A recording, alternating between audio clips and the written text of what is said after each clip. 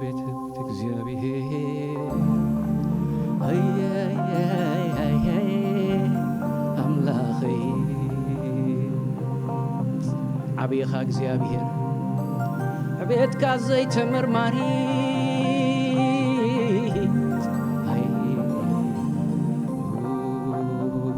هاليلويا سمك يبارك እግዚአብሔር سمك يبارك ጎይታ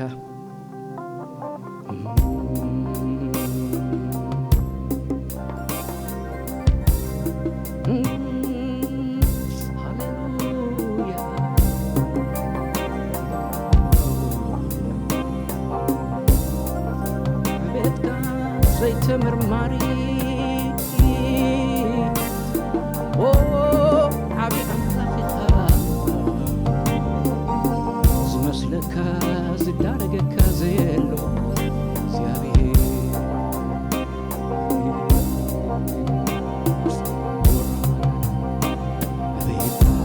زيت مرماري قزعتها وسن زيبلو حيلخا زيت مرماري قزعتك وسن زيبلو زيت مرماري قزعتك وسن زيبلو حيلخا زيت مرماري قزعتك وسن زيبلو بيتك زيت مرماري قزعتك وسن زيبلو حيل خاوه زيت مرماري قزعتك عبي يسوع هاليلويا قزعتك زيت مرماري قزعتك وسن زيبلو حيل زيت مرماري قزعتك وسن زيت عبيتك بالوسط قدوسا عبيتك زيت مرماري حيلخا وسن زيبلو حيلخا زيت مرماري قزعتك وسن زيبلو هاي بتصحني أملاخي عبيتك هاي بتصحني أخي سلطانك هاي بتصحني أملاخي عبيتك هاي بتصحني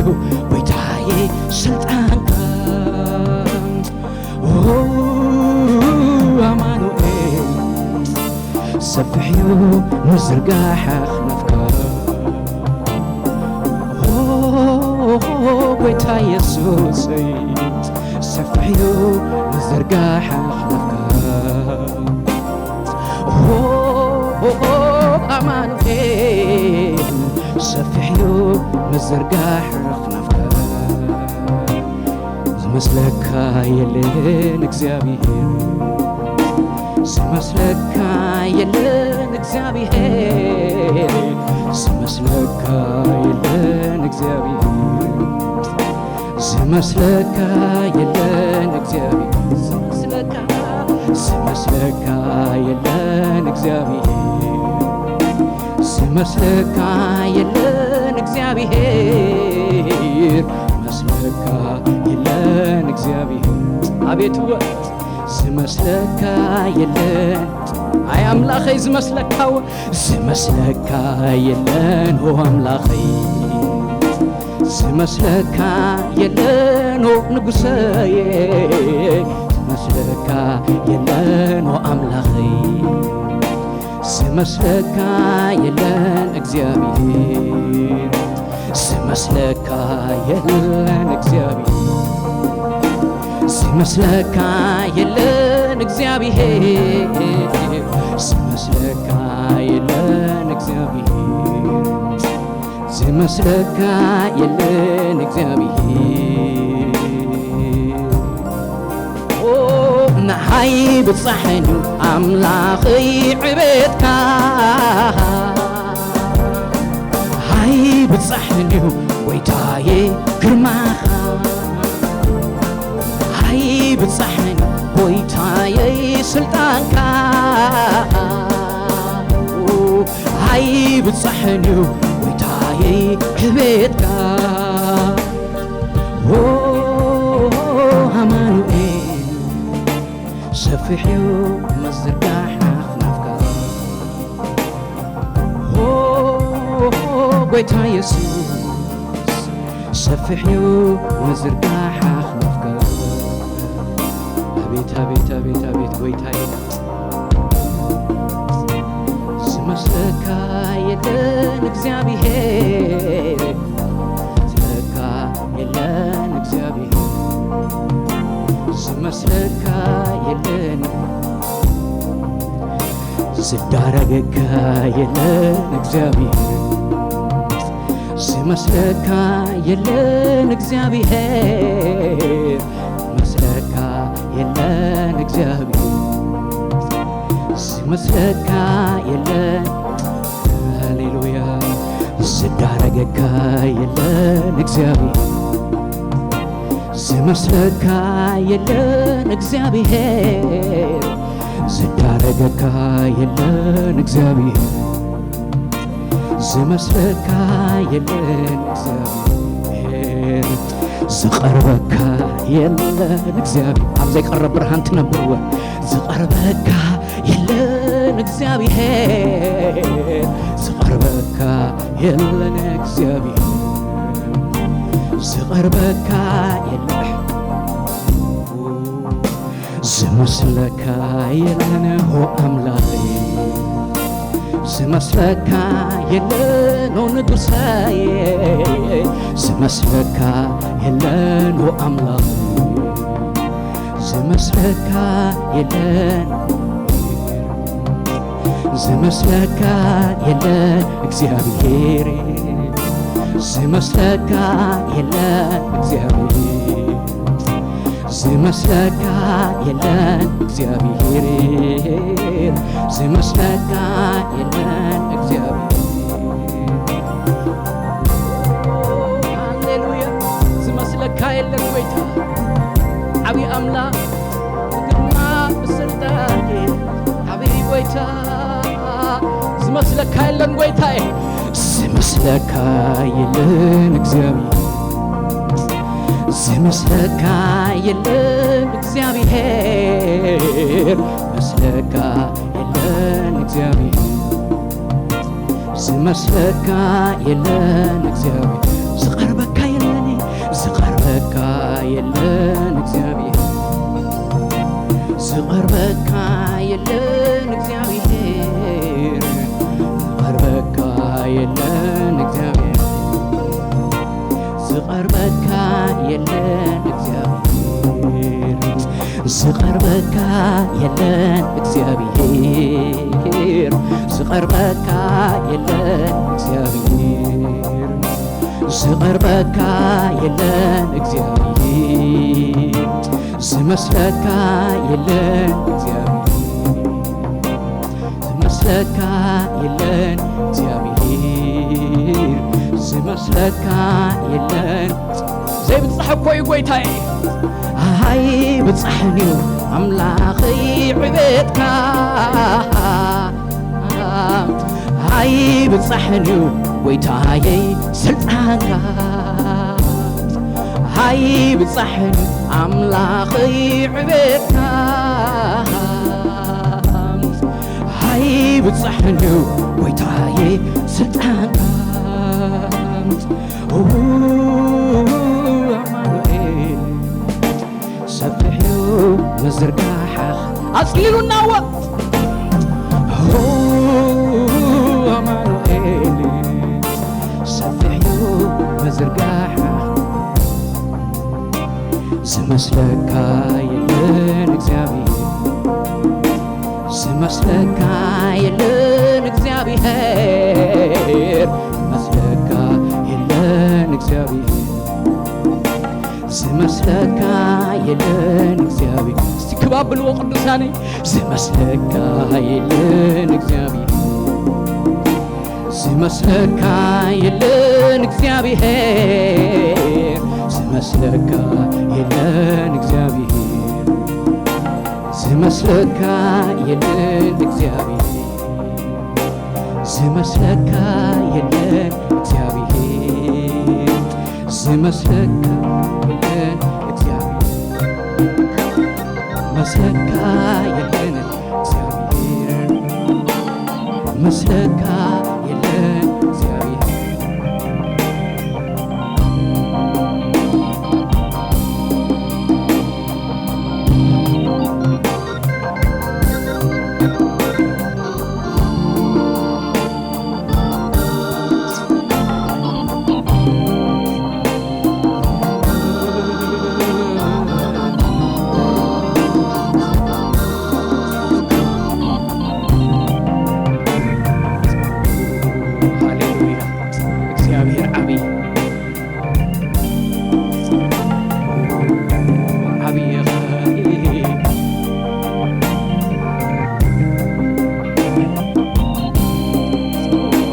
ሃሌሉያ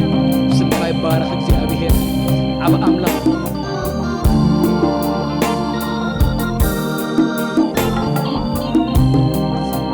ማጋራ ዳዳሞሹ ሎሎሊያራ ማሳ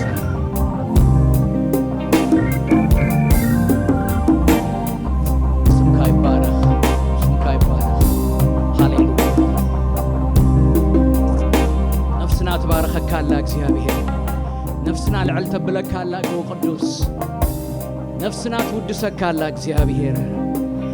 ምኽንያቱ ብዙሕ እዩ ተገይሩልና ካብ ዓዘቕቲ ሞት ኣውፂእኻ ሓርነት ይብካና ጐይታ ብበደልናን ብሓጢኣትናን ምውታት ዝነበርና ምሳኻ ህያዋን ገበርካና ጐይታዬ ንዘለዓለም ብተስፋ ብዝነብር ዓብዪ ተስፋ ሓጐስ ክንነብር ጌርካና ጐይታ ዓብዪ ክንስኻስ ጐይታ every minute detail of our life is just open እግዚአብሔር ኣምላኽ ኣብ ቅድሜኻ እግዚአብሔር ጐይታ ሰራዊት ሃሌሉያ ነፍስና ትባረኸካ ኣላ እግዚአብሔር ኦ ነፍሰይ ትባረኸካ ኣላ እግዚአብሔር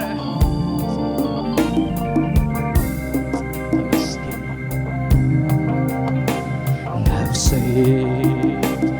ንእግዚአብሔር ባረኺ ዘክሪ ሰናዮ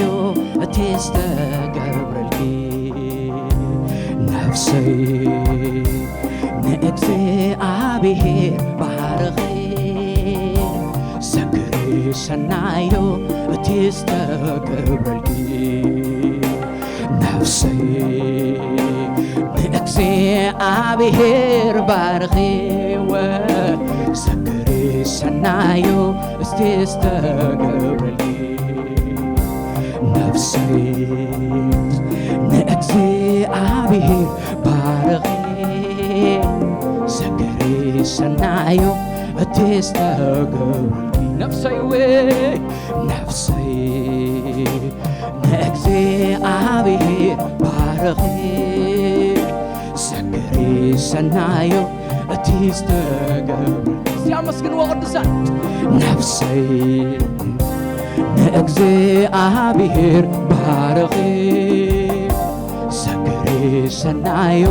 እትስተገብረልኪ ነፍሰይ ንእግዚአብሔር ባረኺ ዘክሪ ሰናዮ እትስተገብረልኪ ኦ ነፍሰይ ንእግዚአብሔር ባረኺ ዘክሪ ሰናዮ እትስተገብረልኪ ንሱ ሓጢኣትኪ ይድምስስ ንሱ ሕማምኪ ይፍውስ ንእስነትኪ ከም ንስሪ ይሕድስ ነፍሰይ ባርኺ ነቲ ቅዱስ ንሱ ሓጢኣተይ ይድምስስ ንሱ በደለይ ይቕረይ ንእስነትኪ ከም ንስሪ ይሕድስ ነፍሰይ ባርኺ ነቲ ቅዱስ ነፍሰይ ንእግዚአብሔር ባረኺ سنايو هتستقبلكي نفسي نأግዚአብሔር بارخي ذكري سنايو هتستقبلكي نفسي نأግዚአብሔር بارخي ذكري سنايو هتستقبلكي نسو حمامكي يفوس نسو حطياتكي يدمسس نسنتكي كم نسري يحدي نفسي بارخينا زي قدوس نفسي نأግዚአብሔር بارخي ذكري سنايو تستقبلي نفسي نأግዚአብሔር بارخي ذكري سنايو تستقبلي ذكري سنايو تستقبلي ذكري سنايو تستقبلي ذكري تتصبقو تستقبلي ذكري سنايو تستقبلي نفسنا تبارخك الله እግዚአብሔር አሰይው ተመስገን ጎይታዬ ሃሌሉያ ጽቡቕ ጥራይ ትገብር አምላኽ ሰናይ ጥራይ ትገብር አምላኽ አዚኻ ዓብይ ክንስኻስ እግዚአብሔር አምላኽ سنايو سناي سناي بحكي ونام لاخيو تذكر سنايو سناي سناي بحكي ونام لاخيو تذكر سنايو سناي سناي بحكي ونام لاخيو تذكر سنايو سناي سناي بحكي ونملاخيو تذكرك سنايو سناي سناي بحكي ونملاخيو تذكرك نفسي نقويتا أمسكنيو تستقبلكي عيترسعيو سنايو سناي سناي بحكي أكون أملاخيو تذكركي سنايو سناي سناي بحكي أملاخيو تذكركي نفسي أملاخ أمسكنيو استقبرلكي أيترسعيو سنايو سناي سناي وحكي ونملاخيو تذكركي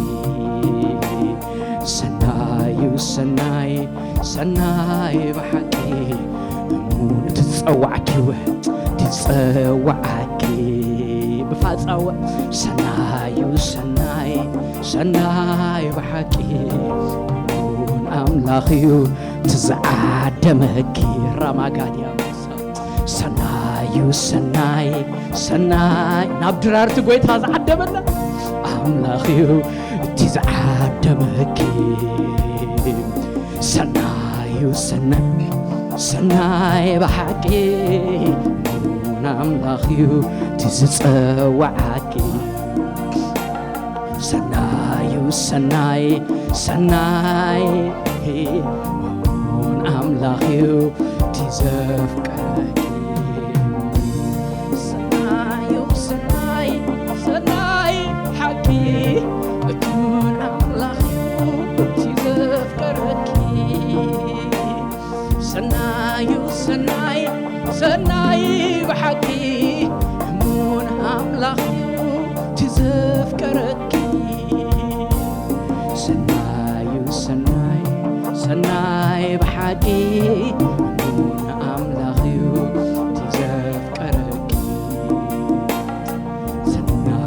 ሰናይ ሰናይ ኣምላኽ እዩ ትዘፍቀረ ምስጋና ናብ ቅድሚኻ ንኽዕወለና ጐይታዬ ነፍስሶለና ነፍስና ብዓብዪ ፍስሓ ትሕጐሳላ ኣብ ቅድሚኻ ኦ ጐይታ ሰናይ ብሓቂ እሙን ኣምላኽ ኢኻ ኪዳንካ ዘይጠልም ኣይ ሓድገካኒ ኣይጥንጠነካኒ ትብል እሞ ትሕልዎ ኪዳንካ ጐይታ ጸጋኻ ከም በዋልታ ኸቢቡና እግዚኣብሔር ሃሌሉያ ስምካ ይባረኽ ሰናይ ኢኻ እግዚኣብሔር ጽቡቕ ትገብር ኢኻ እግዚኣብሔር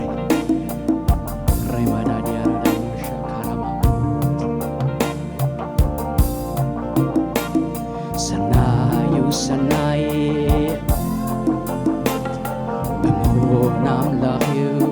ትዘፍቀረኒ ሰናይ ብሓቂ እሙን ኣምላኽ እዩ ትዘፍቀረኒ ኣመስግንዮ ኦ ነፍሰይ መስግንዮ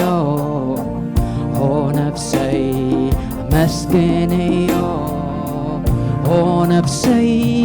መስግንዮ ክብሪ ሃበዮ ኣመስግንዮ ባ ኦ ነፍሰይ ኣመስግንዮ ኦ ነፍሰይ ኣመስግንዮ ኦ ነፍሰይ ኣመስግንዮ ክብሪ ሃበዮ ኣመስግንዮ ኦ ነፍሰይ መስግንዮ ኦ ነፍሰይ ኣመስግንዮ ኦ ነፍሰይ ኣመስግንዮ ክብሪ ሃበዮ ኣመስግንዮ ባ ኦ ነፍሰይ መስግንዮ ኦ ነፍሰይ ኣመስግንዮ ኦ ነፍሰይ ኣመስግንዮ ክብሪ ሃበዮ ኣዒንቲ ኽበኽራ መሰልዓልኪ ደሬት ደሊኺ ምሰንቃዕረርኪ ሰማያት ጨንዲሑ ዝበጽሓልኪ መንዲዩቲ ነፍሰይ ምንታይ ረሲኺ ኣመስግንዮ ባ ኦ ነፍሰይ መስግንዮ ኦ ነፍሰይ ኣመስግንዮ ኦ ነፍሰይ መስግንዮ ክብሪ ሃበዮ ኣመስግንዮ ኦ ነፍሰይ መስግንዮ ኦ ነፍሰይ ኣመስግንዮ ባ ኦ ነፍሰይ መስግንዮ ብዕልልታን ጣቂትን እስቲ ቅዱሳን ኣመስግንዮ ስሙ ይባረኽ ኦ ነፍሰይ ኣመስግንዮ ኦ ነፍሰይ ኣመስግንዮ ኦ ነፍሰይ ኣመስግንዮ ክብሪ ሃበዮ ኣመስግንዮ ክብሪ ሃበዮ ኣመስግንዮ ክብሪ ሃበዮ ኣመስግንዮ ክብሪ ሃበዮ ልዕል ኣበለዮ ክብሪ ሃበዮ ኣመስግንዮ ክብሪ ሃበዮ ኣመስግንዮ ክብሪ ሃበዮ ክብሪ ሃበዮ ክብሪ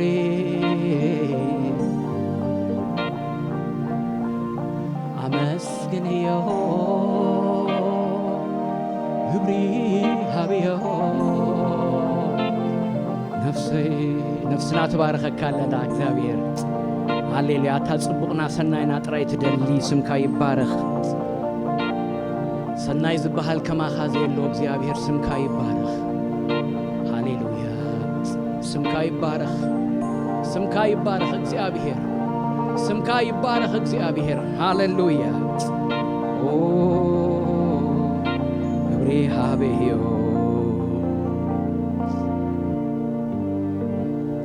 አሜን ሃሌሉያ ስሙ ይባረክ ስሙ ይባረክ ኦ ሃሌሉያ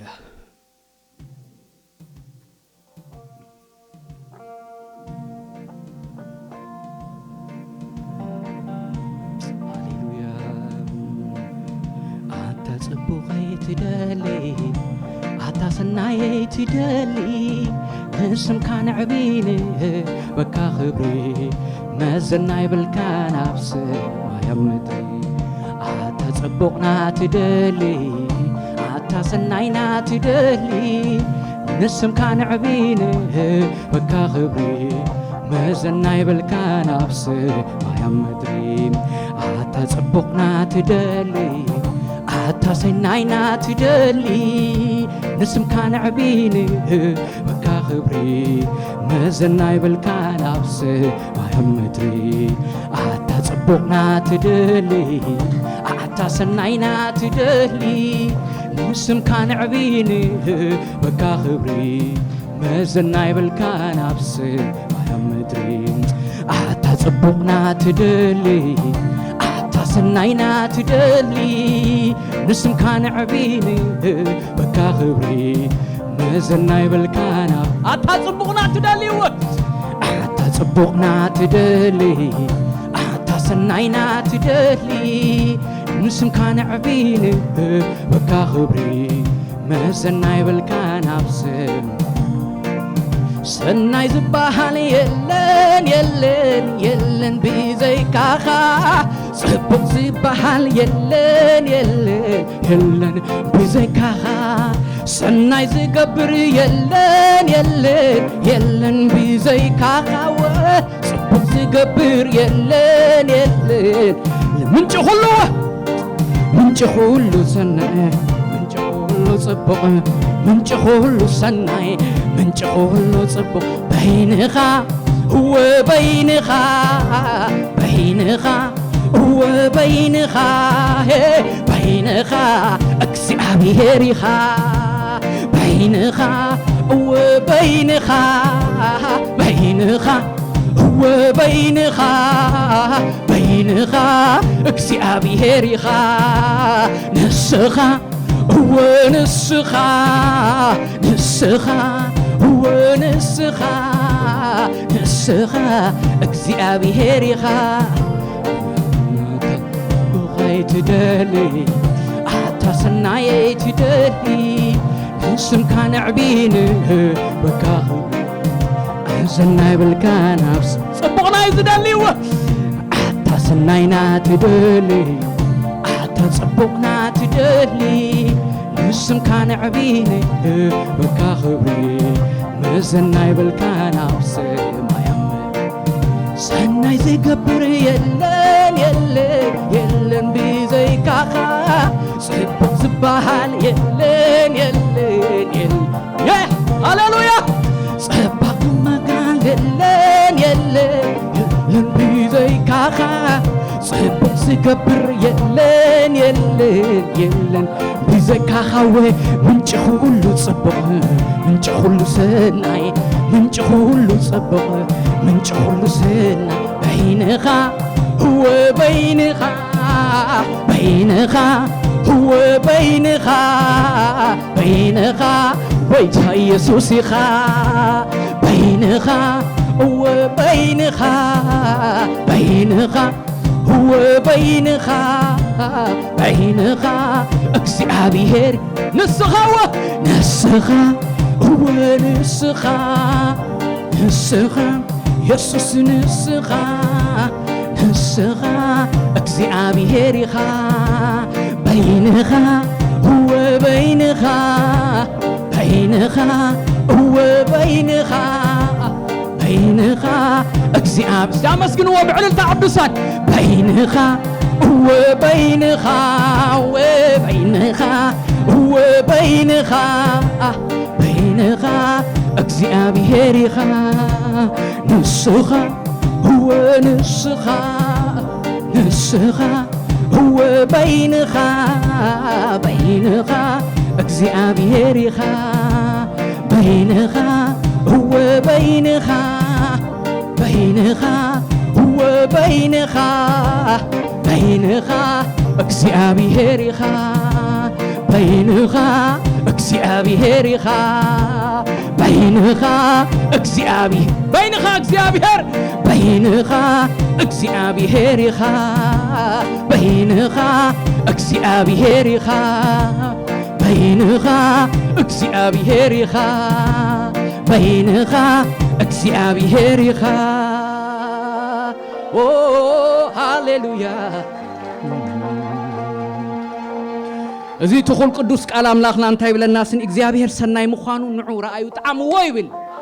ዘይጣዕመት ነፍስን ተላ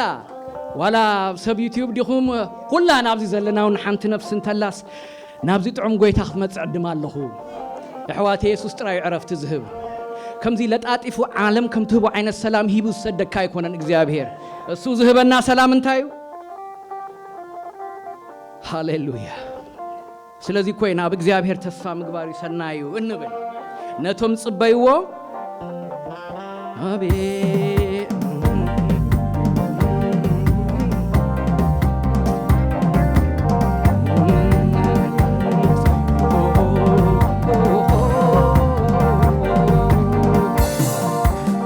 ሃሌሉያ በእግዚአብሔር ተስፋ ምግባር ሲክ እንዳይሰናዩ እንዳይሰናዩ እንዳይሰናዩ አብ እግዚአብሔር ተስፋ ምግባር ሲተአማመኑ እንዳይጠዑሙ አብ እግዚአብሔር ተስፋ ምግባር ሲወጽቡቁ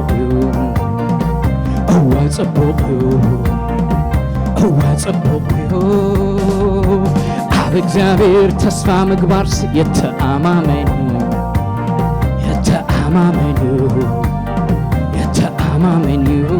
አብ እግዚአብሔር ተስፋ ምግባር ሲ ክንደይሰናዩ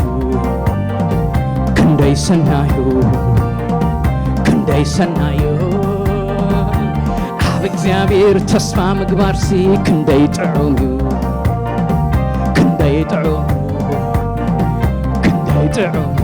አብ ጎይታ ኢየሱስ አብ እግዚአብሔር ተስፋ ምግባር ሲ እወጽቡቁ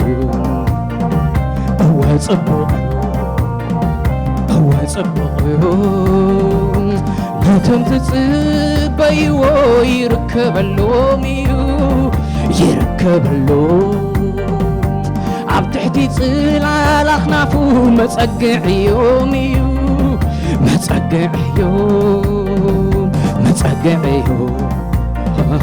معرفيهم متقعيهم معرفيهم نتهم صباي واسي نتهم تصباي ويركب اللوم عبتحتي صلال أخنافو متقعيهم معرفيهم متقعيهم متلليهم عبرخ تسمع سكبروا كلهم أيحفرون عبرخ تسمع سكبروا كلهم أيحفرون أنا وانت أمامي نبرخ أملاخي إليك أنا وانت أمامي نبرخ أملاخي إليك عباخا تسمع سكبروا كلهم أيحفرون عباخا تسمع سكبروا كلهم أيحفرون أنا وانت أمامي نباخا أملاخي إليك أنا وانت أمامي نباخا أملاخي إليك እግዚአብሔር ተስፋ ምግባር ሲ ክንደይጥዑሙ ክንደይሰናዩ ኣብ እግዚአብሔር ተስፋ ምግባር ሲ ክንደይጥዑሙ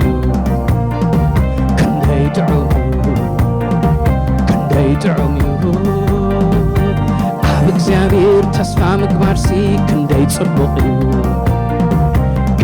ጽቡቕዩ ክንደይ ጽቡቕዩ ኣብ እግዚአብሔር ተስፋ ምግባር ዘተኣማመኑ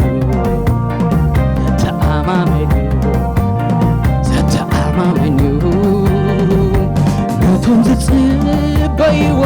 ይርከበሎም ኣብ ትሕቲ ጽላል ኣኽናፉ ጸግዕዮ ምዕረፍዮ መጸግዕዮ መጽለልዮ መጸግዕዮ ምዕረፍዮ ኣብ እግዚአብሔር ተስፋ ምግባር ክንደይ ጥዑም እዩ ኣብ እግዚአብሔር ተስፋ ምግባር ክንደይ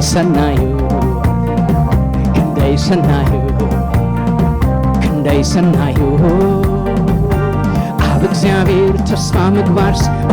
ጽቡቕዩ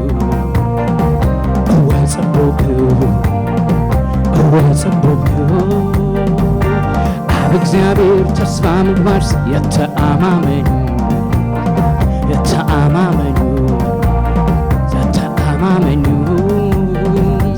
ነቶም ዝጽበይዎ ይርከበሎ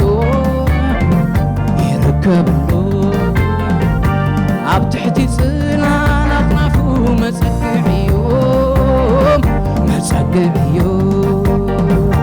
ምዕረፍዮ መጸግዕዮ ምዕረፍዮ መጸግዕዮ ምዕረፍዮ መጸግዕዮ ምዕረፍዮ መጸግዕዮ አሜን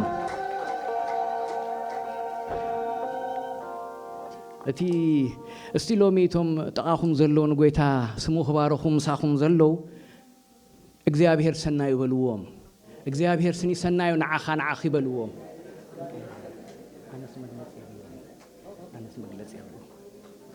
እግዚአብሔር ንዓኻ ሰናዩ ንኹላህና ሰናዩ እግዚአብሔር መግለጽ የብልናን ጥዑም ስም ዝዝንን ስም ሃሌሉያ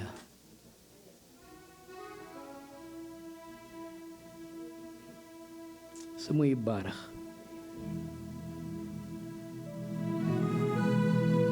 ኢየሱስ ስምካ ጥዑም ሽቶ ከምዚ ስምካ ንዓይሲ የለን ከቶ ስለዚህ ዝምልኸካ ትናይ ውሽጠይ ወወ ዝገልጸልካ ዘለኹ ወይታ ስምካ ጥዑም ሽቶ ከምዚ ስምካ ወወ የለን ከቶ ስለዚህና ንባርኸካ ትናይ ውሽጠና ወወ ንገልጸልካ ዘሎና ኣነስ መግለጽ የብለይን እምበር ከምዚ ፈትወካ ፈትዎ የስምካ ፈትዎ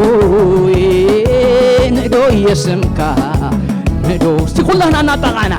ኣነስ መግለጽ የብለይን እምበር ከምዚ ፈትወካ ፈትዎ የስምካ ፈትዎ ንዶ የስምካ ንዶ ኣነስ መግለጽ የብለይን እምበር ከምዚ ፈትወካ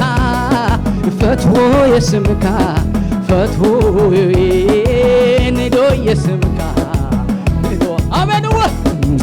ኣነስ መግለጽ የብለይን እምበር ከምዚ ፈትወካ ፈትዎ የስምካ ፈትዎ ንዶ የስምካ ንዶ ኣነስ መግለጽ የብለይን እምበር ከምዚ ፈትወካ ፈትዎ የስምካ ፈትዎ ንዶ የስምካ ንዶ ኢየሱስ ስምካ ጥዑም ሽቶ ከምዚ ስምካ ወወ የለን ከቶ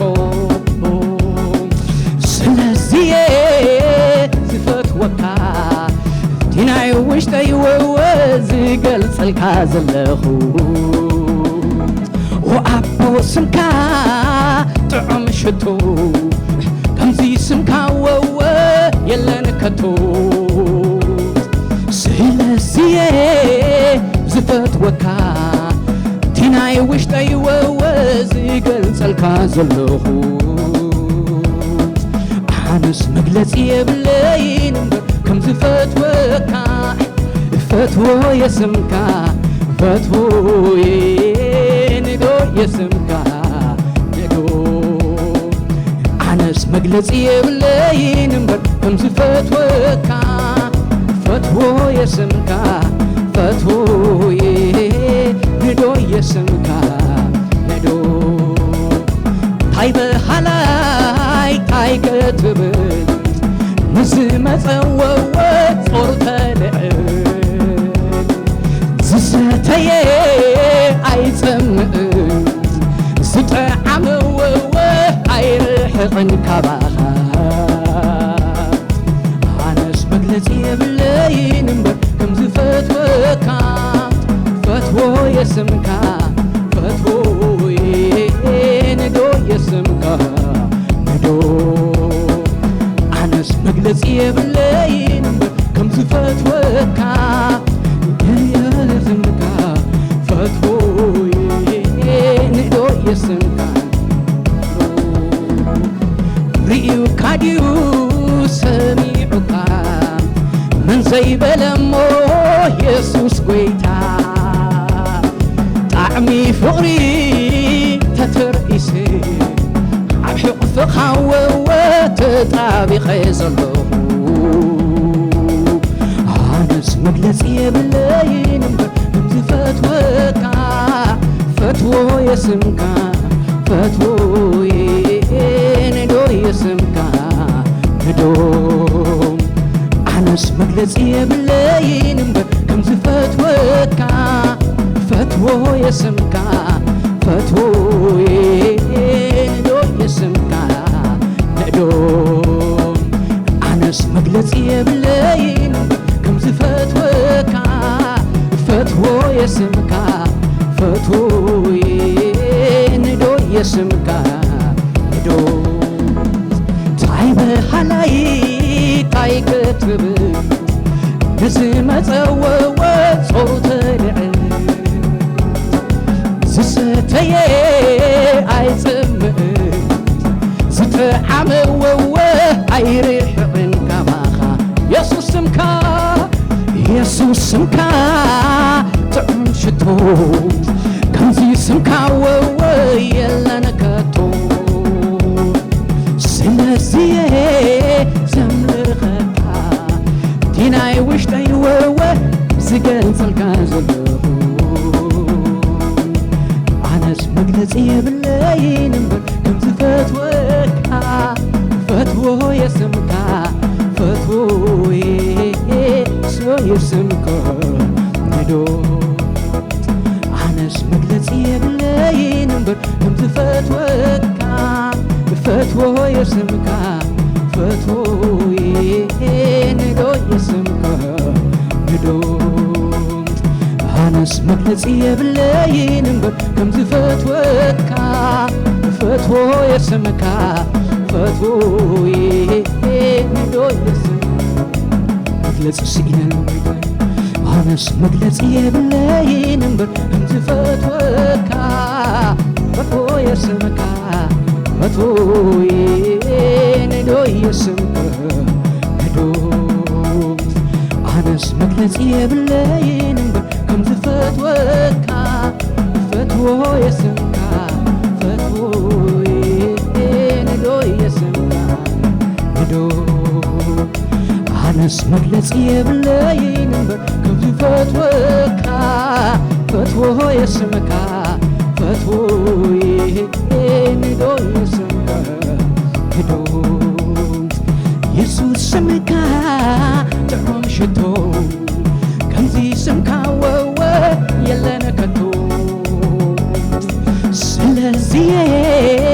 ዘምልኸካ ቲናይ ውሽጠይ ወወ እወ ጐይታዬ ሃሌሉያ يسوع سمك طعم شتوت كم زي سمك يلا نكتو سلاسي سمل الخكات ديناي وش تيوه زقل فالكاز اللهو أنس مجلسي بلاي نمبر كمزي فتوكا فتوه يسمكا فتوه يسمكا فتوه يسمكا فتوه ندو يسمكا ندو يسمكا ندو فتوه يسمكا فتوه ندو يسمكا ندو سمكا يبارخ دق مدحان زخفتلنا سمو يبارخ بؤاتنا مسغانانا خنسو دق مدحان زخفتلنا سمو يبارخ هاليلويا كبرنا عخا اغزيابير هاليلويا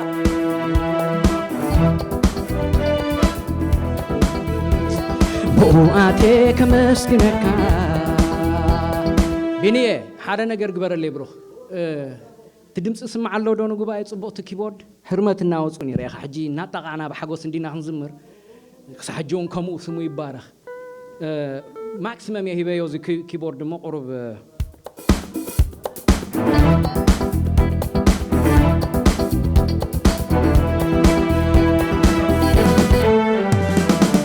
بس بواتيك مسكنكا كاللي دقن صدقخا واتي سمكا قدس حدش مسكانا بافيتن هو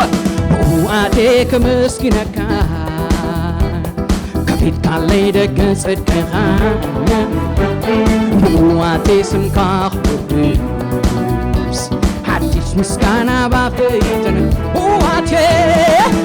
واتيك مسكنكا كفيت كاللي دقن صدقخا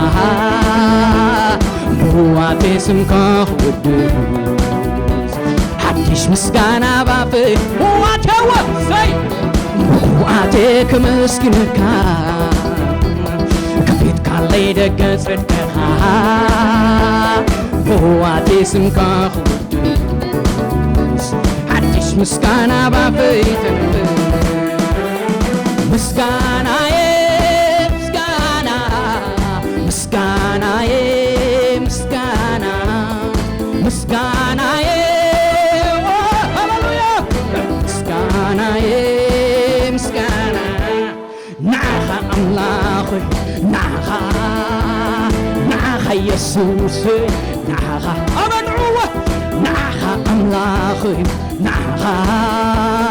نعخا يسوس مسكانا مسكانا مسكانا مسكانا مسكانا مسكانا مسكانا مسكانا مسكانا نعخا أملاخي نعخا يسوس نعخا نعوه نعخا أملاخي نعخا يسوسي بليتن بقطرن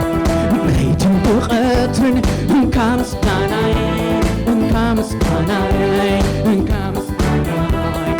بنقرات كله كبر يسوسي كبر يسوسي كبر يسوسي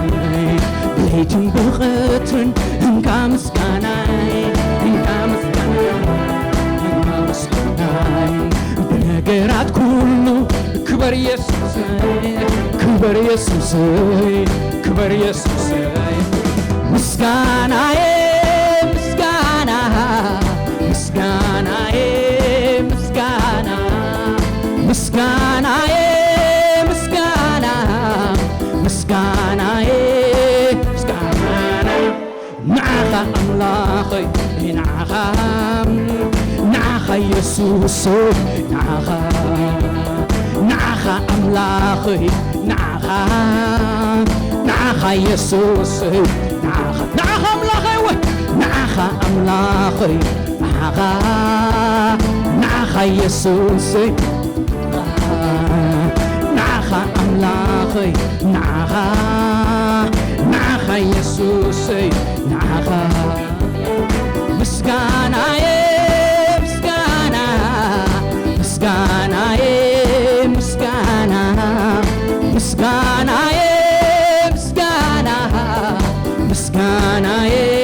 مسكانا نعخا أملاخي نعخا يسوسي نعخا أملاخي نعخا أمسي عبرختي كملالس نزوابني متان كبرس عد سيطان النفرسكو أملاخي حبك عبرختي ملالس زوابني متان كبرس عد سيطان النفرسكو أملاخي من حيلي حدث كايو صلوتي ملس كالي نبعاتي درس كايو وشتي حاقوس كايو من حيلي حدث كايو صلوتي ملس كالي نبعاتي درس كايو حدث من حيلي حدث كالي صلوتي سلس كالي نبعاتي درس كايو وشتي حاقوس يقبعك أسي يقبعك هو يقبعك هو يقبعك آمين يقبعك يقبعك يقبعك يقبعك يقبعك كبرين عخا كبرين عخا كبرين عخا يقبعك يقبعك يقبعك يقبعك يقبعك يقبعك يقبعك يقبعك سيبوا على التعند عميتنا هاللويا كبرين سنكا موغوس سنكا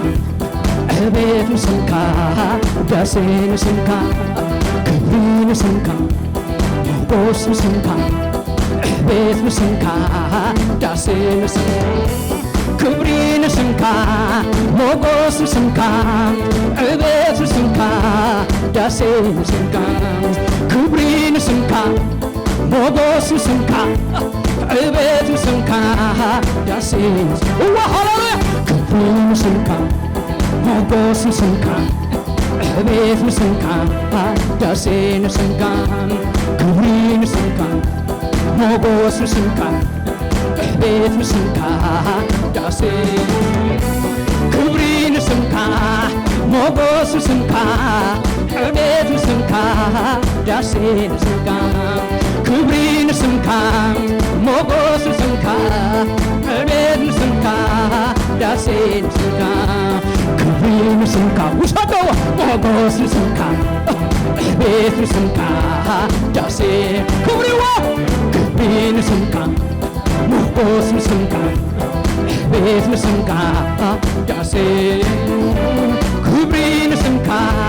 موغوس سنكا عبيت سنكا داسين سنكا كبرين سنكا موغوس سنكا عبيت سنكا السنة قدسان كبرين سنكا موغوس سنكا عبيت سنكا داسين سنكا كبرين سنكا موغوس سنكا عبيت سنكا داسين سنكا كبرين سنكا موغوس سنكا عبيت سنكا داسين سنكا كبرين سنكا موغوس سنكا عبيت سنكا داسين سنكا مسكانا نبويتا عللتا نبويتا مسكانا نبويتا عللتا نبويتا مسكانا نبويتا عللتا نبويتا مسكانا نبويتا عللتا نبويتا مسكانا نبويتا عللتا مسكانا ويتا أللتا أملخو ويتا أللتا ويتا مسكانا ويتا أللتا أملخو ويتا أللتا مسكانا ويتا أللتا ويتا مسكانا ويتا مسكانا مسكانا أللتا تعقيد شبشبات سعسعيد مسكانا ويتا أللتا ويتا مسكانا أللتا مسكانا ويتا هاللويا كبر نسمو يخون أملخو مسكانا عبيت عزازنت كله زبالا نمان يخون ويتا هاللويا مسكانا ويتا أللتا مسكانا أللتا أللتا أللتا ويتا أللتا أللتا ويتا أللتا مسكانا ويتا نعخا أملاخي نعخا يسوسي نعخا أملاخي نعخا يسوسي مسكانا ويتا أللتا مسكانا ويتا أللتا مسكانا أللتا ويتا مسكانا ويتا أللتا مسكانا ويتا أللتا سمو يبارك هاللويا يسوس ويتايو سمو يبارك እግዚአብሔር ይባርክኩም ቅዱሳን ኮፍ በሉ አሜን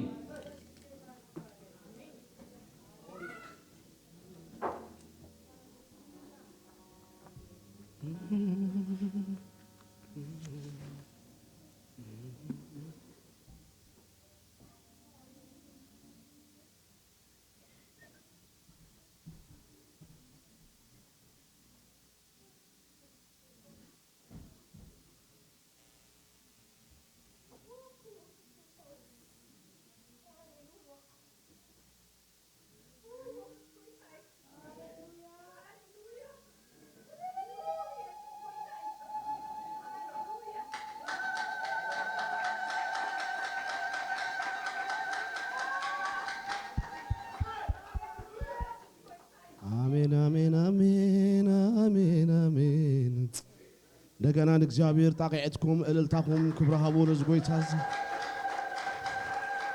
ሃሌሉያ ሃሌሉያ ሃሌሉያ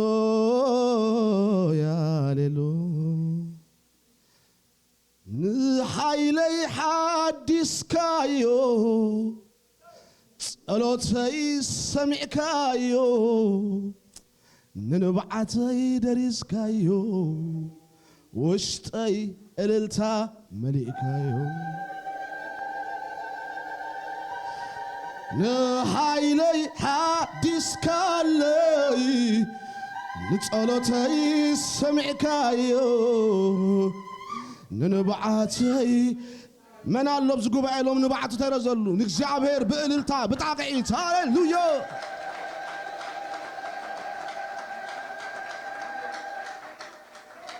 أبرغتك ملالسي استوهبني متان كوارس حردي سيطان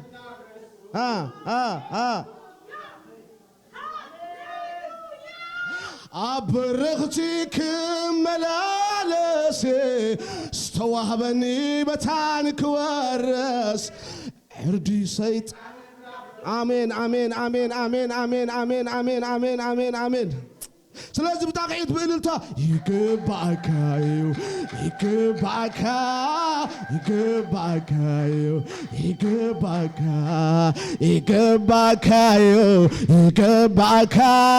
يكبعكايو يكبعكا እነዛክ ቀኖች አለፉ ምስጋና ምጥርሱ እነዛክ ቀኖች አለፉ ሎም ዛረባለሁ ኣብ ልዕለኻ እግዚአብሔር ሃሌሉያ ኣብ ልዕለኻ ሎም ዕላማ ኣለዎ ኣብ ልዕለኻ ሎም ዕላማ ኣለዎ እግዚአብሔር አምላክ ሃሌሉያ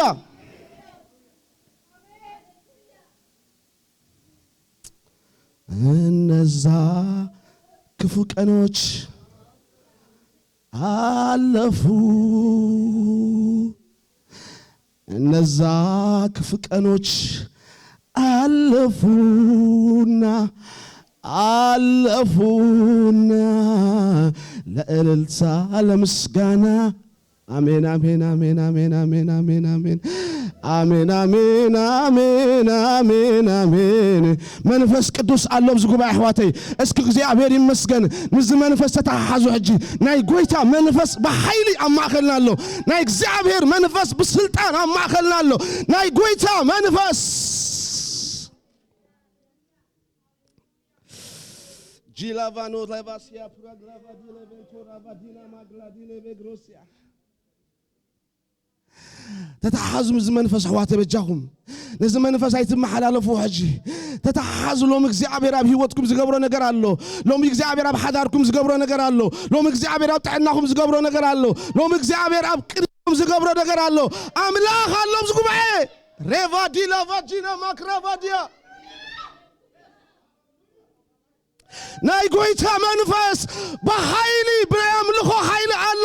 ብለያምልኾ ስልጣን ኣሎ ኣርዑት ክሰብር ኣሎ ኣርዑት ከልዕል ኣሎ ናይ ጎይታ መንፈስ ጂባ ሊር አና ሙስከል ቬዲያ ቀንበር እንዳሰበረ ናይ ጎይታ መንፈስ ኣሎ ኣርዑት እንዳሰበረ ናይ እግዚአብሔር መንፈስ ኣሎ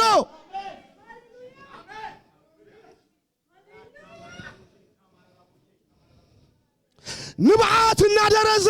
ናይ እግዚአብሔር መንፈስ አሉባና ሳክራዲያ ማንቱል ሸልቬዲያ ጎይታ ከምዚልኒ ናይ ህዝበይ ንብዓት ክደርዞ ኢሉኒ ናይ ደቀይ ንብዓት ክደርዞ ኢሉኒ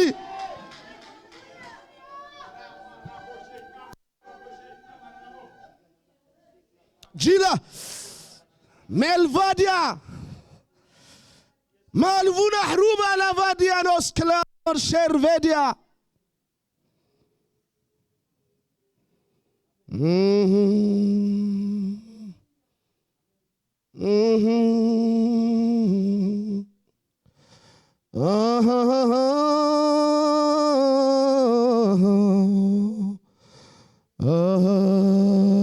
اسكتم تخلوا زبالكم እግዚአብሔር ይመስገን በጋርና ጠጣውኩን ብልና በቅድም እግዚአብሔር ንخل ዘበልና አሕዋተይ ትخلوا ዘበልኩም ነዚ መንፈስ ተታሓዙ እግዚአብሔር ይመስገን ሎሚ አምላኽ ጸልማት ዘበለ ክቅንጥጥዩ ሕማም ዘበለ ክሰብረዩ አርዑት ዘበለ እግዚአብሔር ካብ ቤትካ ካብ ቤተሰብካ ካብ ልዕለኻ ክሰብረዩ ዝብለካ ዘለኹ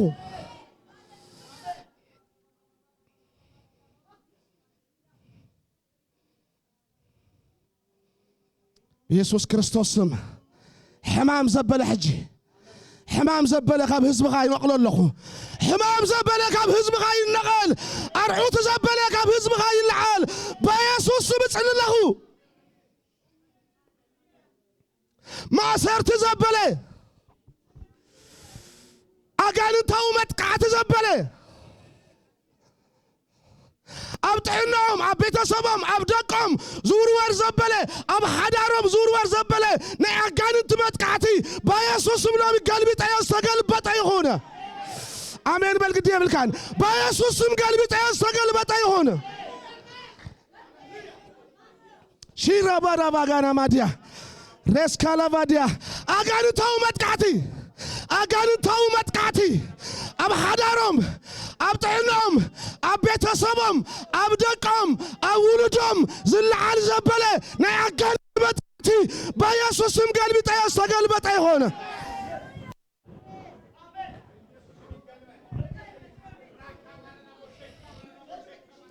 ሕማም ዘበለ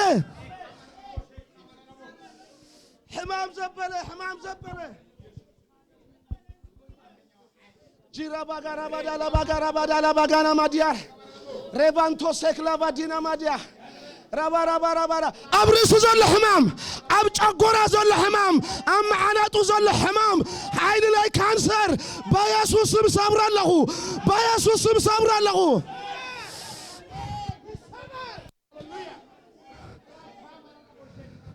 ናይ ሕማም ሓይሊ ናይ ሕማም ጉልበት በኢየሱስ ክርስቶስ ስም ይሰበር በኢየሱስ ስም ይሰበር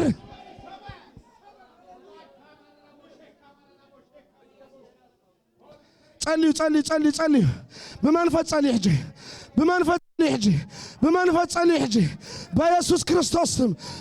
ክርስቶስ ስም ናይ ሕማም ጉልበት ብናዝሬቱ በኢየሱስ ስም ካብ ልዕሊ ያሰበር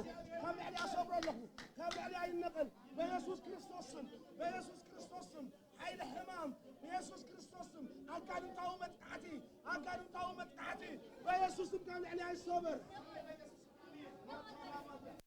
ጸልዩ በመንፈስ ጸልዩ ነዚ መንፈስ አይመሐላለፎኔ ነዚ መንፈስ አይገድፎኔ ነዚ መንፈስ ተመሐላልፈ ይخልፍ አይደልኔ ጸልዩ ሻካራባ ሰከረበዲያ ሌንታራባዳላ ባጋና ማዲያ ራባዳላ ባጋና ማዱላ ባጋና ማግራባዲያ yes my lord yes hallelujah hallelujah ማዶረበዳላ ባጋና ማዳላ ባጋና አጋንንታው ተጽዕኖ አጋንንታው በጥቃት እግዚአብሔር ካብ ዘበና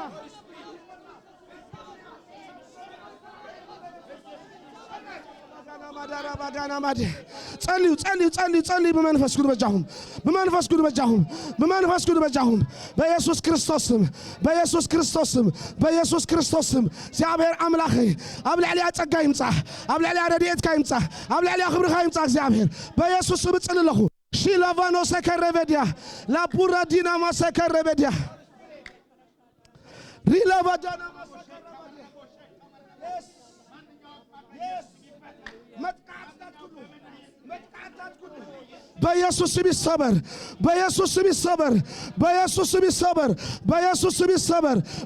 ስም ይሰበር ካብ ሓዳራ ይሰበር ካብ ህይወታ ይሰበር ካብ ዘመኑ ይሰበር ናዝሬቱ በኢየሱስ ስም ጸልዩ በጃሁም በመንፈስ ጸልዩ ረባዳላ ባጋና ማዳላ ባጋና ማዱረ በቅራበዲያ አጋንንታው መጥቃት አምላኬ ካብ ቅድ ይሰበር ካብ ቅድ ይላዓል በኢየሱስ ክርስቶስ ጽልለው ዘመኑ ተባረከ ዘመኑ ዓወት ይሁንልህ ሃሌሉያ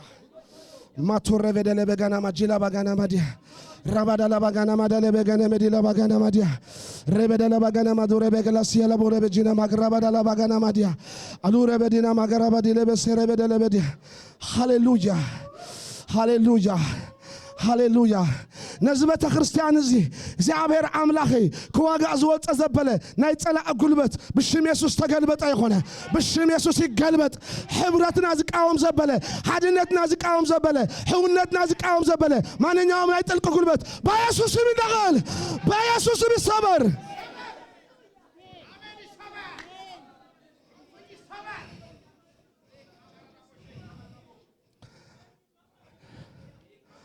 Rabadana majila bagana madila bagana madia rela vajina meglada la bagara badala bagara badia abi wata hadش معرف يكون abi wata hadش معرف يمصع hadش معرف abi wata يمصع hadش معرف abi wata يمصع በኢየሱስ ስም ተናይ ቀደም እግዚአብሔር ይወዳ hadش ነገር ይሁን እግዚአብሔር ሃሌሉያ ሃሌሉያ ሃሌሉያ ሃሌሉያ ማላቫዲነ መግረበደለ በገና ማዳላ በገንደ ራላላ ባጂና ናማዲያ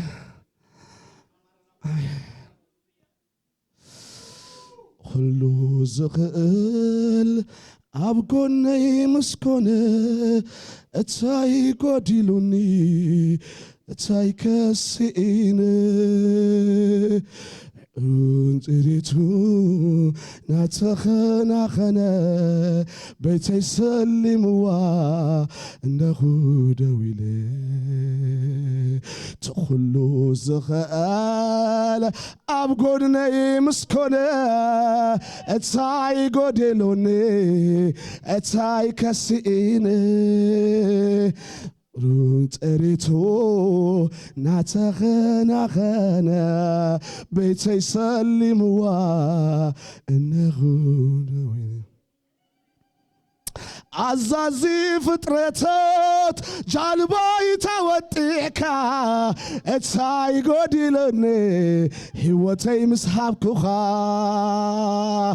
አዛዚ ፍጥረታት አራራራ ቤተይ ምስሃብኩኻ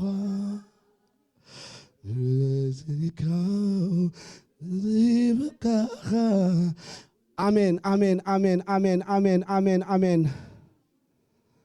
ነመስግነካ አሎና እግዚአብሔር አምላኽና ስለዚህ ጥዑም ዝኾነ መንፈስካ ክብር ንበካ አሎና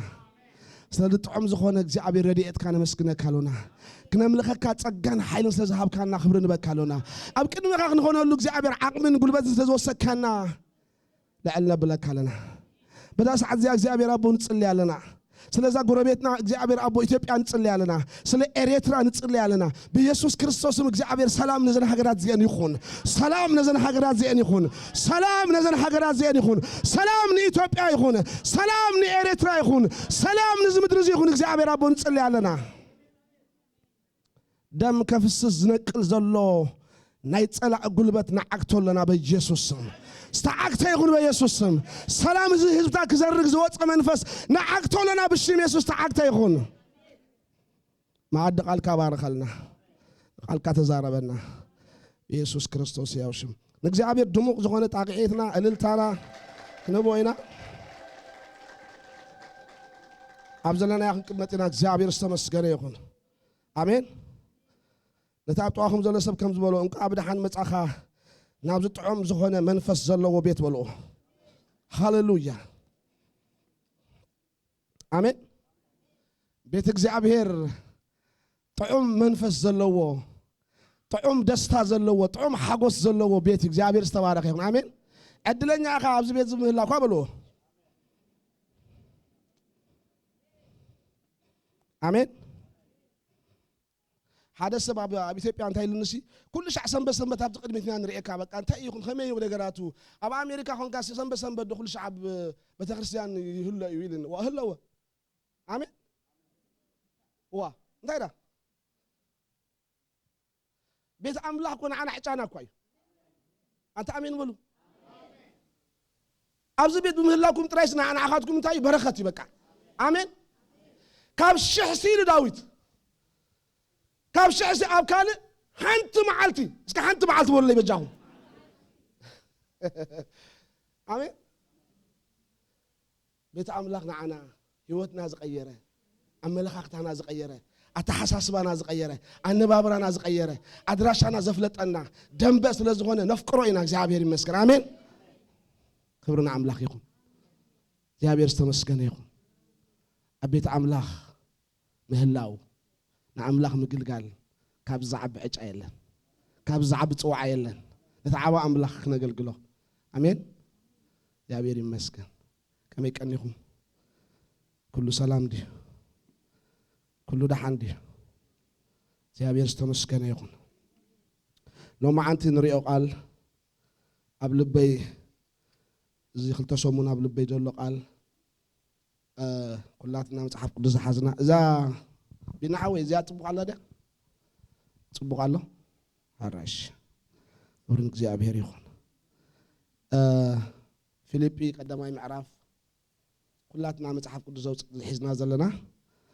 قدماي معرف تقصي شوعات تخنا وتينا أمين تقصي شدشته يا أبير يمسكن أمين لو من رئو نكزابير حساوي دما لو من رئو نكزابير قال استجمر نجار كودايو آمين بابلو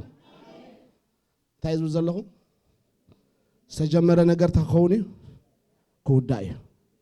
آمين أبي وقتكم إجابير الجمهور سناي نجار تخبرايو كودايو أب حداركم إجابير الجمهور سناي نجار تخبرايو إجابير كودايو إجابير جميرو مالت إجابير جميرو مالت نمود أتاقصو بتحلو مالتي أتأمين بابلو أملاح سهود ألكم كيف لكم زلهم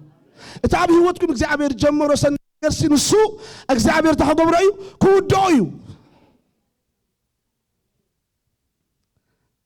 ካብዚ ርእስ እዚ ከይወፃኺ ክዛረብ ዝተጀመረ ነገር ክውዳእ እዩ እግዚአብሔር ይመስገን እቲ ኣባኻትኩም ሰናይ ግብሪ ዝጀመረ ከዓ ንሱ ክሳዕተ መዓልቲ ኢየሱስ ክርስቶስ ከም ዘፈጽመኩም እዚ ተረድኤ ኣለኹ ባዕሳ ነንብቦ እቲ ኣባኻትኩም ሰናይ ግብሪ ዝጀመረ ንሱ ከዓ ክሳዕ መዓስ ክሳዕ መወዳእታ ክሳዕ መዓልቲ ምጽኣት ጎይታ ኢየሱስ ክርስቶስ ከም ዘፈጽመኩም እዚ ተረድኤ ኣለኹ ጳውሎስ ነዛ ቤተ ክርስቲያን እዚኣ ዝዛረባ ዘሎ እምበኣረይ እግዚአብሔር ኣብ ህይወትኩም ጀሚርዎ ዘሎ ምጅማር እግዚአብሔር ኣብ ህይወትኩም ዝሰርሖ ዘሎ ስራሕ ከይተወድአ ናብ መጨረሻ ከይበጽሐ ኣብ መንጎ ዘቋርጽ ኣይኮነን እንታይ ዳ ክውዳእ እዩ ናይ እግዚአብሔር ኣሰራርሓ ካብ ንእሽተይ ናብ ዓብዪ እዩ አንተ ኣሜን ባብሉ እግዚአብሔር ክጅምር ከሎ ብንእሽተይ ይጅምር እግዚአብሔር ክሰርሕ ከሎ ናይ ኣምላኽ ኣሰራርሓ በታ ንእሽተይ ትመስል ነገር ግና እንታይ ደኸውነት እንዳዓበየ እንዳወሰኸ እንዳደመቐ ምድሪ ክሳዕ ዝኸድን ዝኸውን እዩ እግዚአብሔር ዝሰርሕ ስለዚ ሰናይ ነገር ኣብ ህይወትኩም ጀሚሩሎ ኢልዎም ጽቡቕ ነገር ኣብ ህይወትኩም ጀሚሩሎ ኢልዎም ካብታ ንጎይታ ኢየሱስ ክርስቶስ ተቐበልኩምላ መዓልቲ ጀሚሩ እቲ ኣብ ህይወትኩም እግዚአብሔር ጀሚርዎ ዘሎ ሰናይ እቲ ኣብ ሓዳርኩም እግዚአብሔር ጀሚርዎ ዘሎ ጽቡቕ ነገር እቲ ኣብ ናብራኹም እግዚአብሔር ጀሚርዎ ዘሎ ጽቡቕ ነገር እሱ ታገብሮ እዩ ክውድኦ እዩ ወይ ድማ ከፈጽሞ እዩ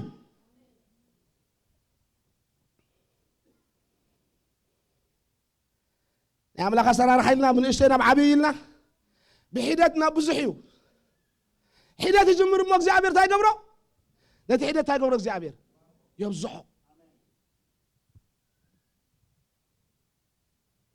ነታ ዕማኾ ተኣክል ደበና እግዚአብሔር እንታይ ገብራ ምልኣት ከም ዘለዋ ንምድሪ ከም ትኸድን ገይሩ እንታይ ገብራ እግዚአብሔር የዝንቦ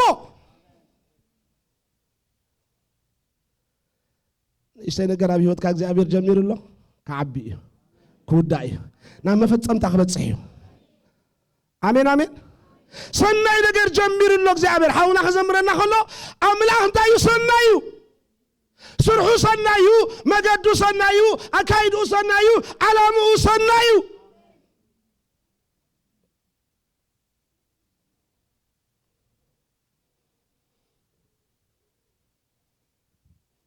زي تقبل زمسل قوقون عسان أملاح تايقبر نبوزحات تايقبر يتقب كل تعسائن زلوها حدتين قوقو زلوها شقر يلن بأنك زعبير تاقبر خليو بأنك زعبير كتقب يخليو بأنك زعبير كابلع يخليو بأنك زعبير مدرك خد يخليو أتبي هو تاك زعبير مبار لو من إيشتي نقر جمير وزل ليز بلك هزلهم مبار لو من شات أتك زعبير أبي هو تجمير وزل لون إيشتي يمثل نقر السوء إن عبير نا وسخة نا مودع تاقت وخيديو تذكروا أتصبيتي حدات حارج ينزلواني أب مقر سمي تقع حدات زيتي ينزلواني شجر يلا يأكل اسكي أكلي ولو تقولهم زلسة يأكلي ولو تزاربوا وبا نتعب قولهم زل تعب هوت كجمير وزل سناي نجر إيش نجر سي نسوا تايخوني يأكليو السخ عبيو السخ وسخيو نسوا نمود دعتا قطخ بتصحيو أتي نجر دعمون إيش سين دي خاتم زلها نمبر دقزي عبير سي جمير وزبل نستقزي عبير اللي جمير دي خاتم زلها نون شجر يلا حنت نقدر تقعد لهم نقول أملاح تزاري بقى ترى جمره أملاح إلى قط ترى جمره بأملاح ترى جمره بري دايك خوني نمود دعتا قط تخوني كعبيو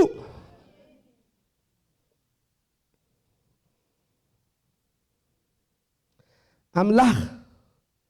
من يجمره وسنا نقدر لنا أملاح يجمره نايسب بودعت الله وياه سب أبيه وقت كاي جمره مون ده حتى يقبل يدكمي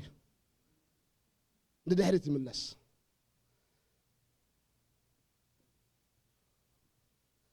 بسبب ترى جميركم وخونكم جميركم وزلهم مجدي ንሰባት ኣሚንኩም ተዳ ጀሚርኩም ንሰባት ኣማሚንኩም ተዳ ጀሚርኩም ኣለኹም ሓደ እዋን ጠጠኩብል ምናት ሰብ ባህሪኹም እዩ በአምላክ ተዳ ጀሚርኩም መኾንኩም አምላክ ተዳ ጀሚርኩም ኮይኑ አምላክ ተዳ ምሳኹም ጀሚሩ ኮይኑ ግና ዋላ ሁነታት ከም ዝደለየ ይኹን ክትውድዎ ኢኹም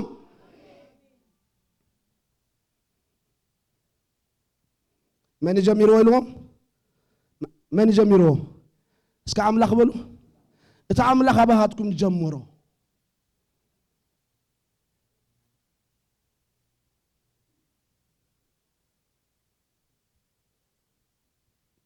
أقول قلت جمير كهذا اللي خبا أملاك تهونكا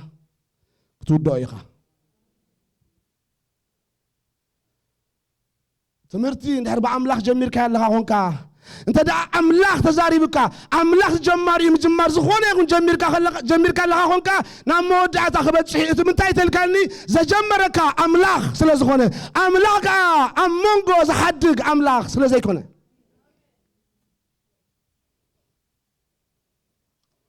ابز عالم زيا كلتا منغستيم زلو تحدا ناي شيطان منغستيو تحدا غانا من منغستيو ناي املاح منغستيو أنا أملاك من قستي نتجزي عبير تزاربنا زربا نتجزي عبير تجمرنا مجمر كتدقفنا أجوها كتب لنا اختبرت عنا مسانا تسلفات تسرح من قستيا آمين سامعي اسكبلو نعين محجاز تسلف زلو اسكبلو نعين محجاز تسلف زلو بلو أملاك بلو نعين مردايو تسلف زلو بلو اتحنت من قست سيطان قنا نتجزي عبير استزاربك نتجزي عبير أبي وتك تجمره نتعبي وتك جزي عبير دماغ شر حد اللي زلوا دماغ أنا أخي تبتصح تتعناقف ناي الشيطان من قستيا بشم يسوس لو ما خابي وتكم كدن كلاينا آمين زمان قست زي نتجزي عبير تزاربنا زربا نتجزي عبير زبلنا حساب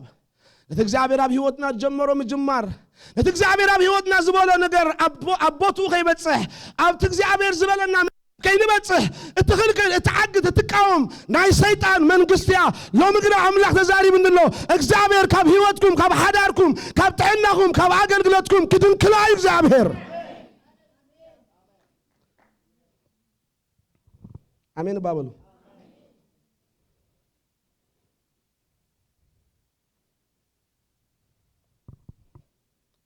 أولس تايلوس لكم العدوة أب قرنطس عبي برتو عندك تخافيت اللي هالو سبالن تحري تايلو تحرين تايلو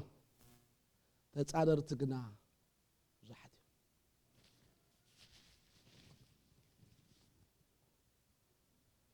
تتصادر تقنا تايم زحت نتجزي عبير أبي وتكال جمهور سناي نجر نتجزي عبير أب حدار كال جمهور سناي نجر نتجزي عبير أب تعنا أب عقل قلوت كأم نبرة أب دك خال جمهور سناي نجر سي سقيلو زرقي كونن سيطان يزبلك هذا الله زك أومك الله زت عرر الله زعقت الله قلنا جزي عبير تزاري بس لازخونه نام مودع تاخبت حزب زلله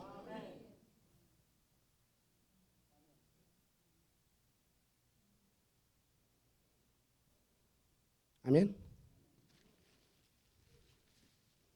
سيطان منقستون سراويتون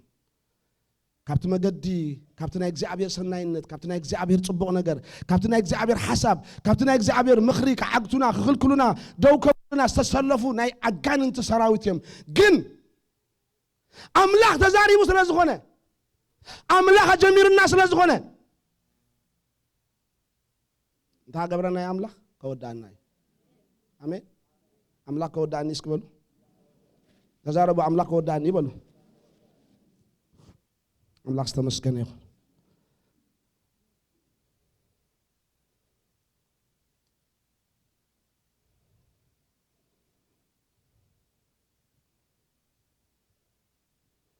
ذكروه يسيف ذكروه እግዚአብሔር حلم مسحابه እግዚአብሔር كرأي مسحابه እግዚአብሔር كمقدم سجمره كل ነገር ታይዝ በሃል ኩሉ ነገር ጽቡቅ ሊሆንሉ በቃ ሁሉም ሰፖርት ገረሞ ደግፈሞ ነው መንግስት ተዛሪቦ ወይ አዳ ተዛሩ ባብጃው حج እግዚአብሔር ምሰዛረበካ እቲ እግዚአብሔር ተዛረበካ ዘረባ እቲ እግዚአብሔር ዝበለካ ድምጺ ድኽልክሉ ድቃወሙ ዳዓግቱ ብዙሕ ነገር ይዝልዓል ተቃወምተይን ተጻረርተይን እስክበሉ ናብቲ እግዚአብሔር ዝበለኒ እስክበሉ ዘብጽሑኒ እስክበሉ መሳርሕተዮም በሉ አሜን አሜን ዶ መሳርሕትኩም እዮም ናበይ ከብጽሑኩም ናብቲ ቦታ ናብቲ እግዚአብሔር ዝበለኩም ቦታ ከብጽሑኩም ግን ክትሓልፎ ከለካ ጥዑም ድዩ ኣብ ጉድጓድ ምድር ባይ ጥዑም ድዩ ናብ ስማዓላው ናብ ግብፃውያን ምሻት ጥዑም ድዩ ካብ ቤት ኣቦኻ ምውፃእ ጥዑም ድዩ ዮሴፍ ካብ ዝገርመኩም ነገር ንያዕቆብ ወዲ እርግኒ እዩ ነይሩ ማለት እንታይ ማለት እዩ ሕሳስ ልደይ ነይሩ ሕጂ ሕንቁቕ እዩ ሕሳስ ልደ ገዛኹም ከመይ እዩ ናይ መጨረሻ ቆልዓ ኣብ ገዛ ከመይ እዩ ትሕንቁቕ ኢኻ ምክንያቱ ስለ መጨረሻኻ ይበቃ ወዲ እርግኒ እዩ ነይሩ ሕንቁቕ ሰብ ነይሩ ያዕቆብ ዮሴፍ አቡ ፈትዎ ስለ ዝነበረ ወዲ እርግኑ ስለ ዝነበረ ይሕንቁቆ ስለ ዝነበረ ወለል ዝብል ክዳን እንዳኸደነ እዩ ይሕብዎ ጥዑም ኣይኮነን ዮሴፍ ጥዑም ኣይኮነን ቅዱሳን ኣሕዋተይ ግን መሳርሕትዮም እዚኦም ናበይ ናብቲ ናትካ ቦታ ከብፅሑኻ ናብቲ ናትካ እግዚኣብሔር ዝበለካ ክደፍኡኻ መሳርሕትኻ እዮም ሎሚ ብብርቱዕ ተቃውሞ ተሓልፉ ኣለኹም ሎሚ ብብርቱዕ ምፅራር ተሓልፉ ኣለኹም ብጥዕና ብሓዳር ብናብራ ኣይፈለጥን ብዝተፈላለየ ምክንያት እቲ እግዚኣብሔር ኣብ ሂወትኩም ዝበሎ ከይከውን ብርቱዕ ምፅራር ድዩ ዘጋጥመኩም ዘሎ ግን ሓደ ብስራት ኣለና ንዓኹም ሎም ንጎ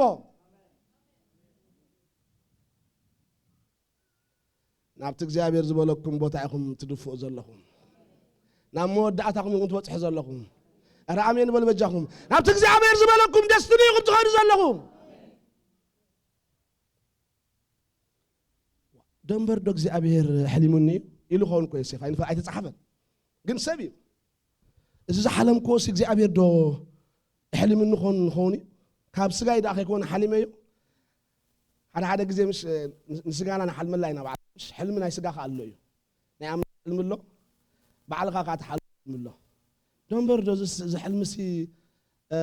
ካብ ኣምላኽ እዩ ኢሉ ኸውን ዶ ዮሴፍ ምክንያቱ ጉድጓድ ቀሊል ኣይኮነን ቤት ኣቦኻ ምሕዳግ ቀሊል ኣይኮነን ኣሕዋትካ ምሕዳግ ቀሊል ነገር ኣይኮነን ደንበር ዶ እግዚኣብሔር ተዛሪብኒ ጀሚረዮ እዚ ጉያ ደንበር ዶ እግዚኣብሔር ተዛሪብኒ እዩ እዚ ሓዳር እዚ ናብራ እዚ ኣገልግሎት እዚ መገዲ ጀሚረዮ ንብለሉ ሰዓት ኣሎ ቅዱሳን ኣሕዋተይ ኣሎ ድሕር ከምኡ ዘይበልኩም ኣለኹም ኮንኩም ብጣዕሚ ዕድለኛታት ኢኹም ኣነ ብዙሕ ግዜ ኣለኹ ደንበር ዶ እግዚኣብሔር ተዛሪብኒ ደንበር ዶ እግዚኣብሔር ምሳይ ኣሎ ትብለሉ ሰዓት ኣሎ ብጥዕና ክትፍተን ከለኻ ብናብራ ክትፍተን ከለኻ ብውሉድ ክትፍተን ከለኻ በቶም ኣብ ከባቢኻ ዘለዉ ኣሕዋት ክትፍተን ከለኻ ብቤተ ክርስቲያን ክትፍተን ከለኻ በቶም ኣብ መሳርሕትኻ ዘለዉ ሰባት ክትፍተን ደንበር ዶ እግዚኣብሔር ሲ ኣሕሊምኒ እዩ ኣጀሚሩኒ ደንበር ዶ እግዚኣብሔር ኣጀሚሩኒ ዝበሃለሉ ሰዓት ኣሎ ገለዎም ንጎ እንታይ ዝብል ዘለኹም እቲ ጀሚርካዮ ዘለካ ምጅማርሲ እግዚኣብሔር ናብ መወዳእታ ክደፍዓካ እዩ ከብፅሓካ እዩ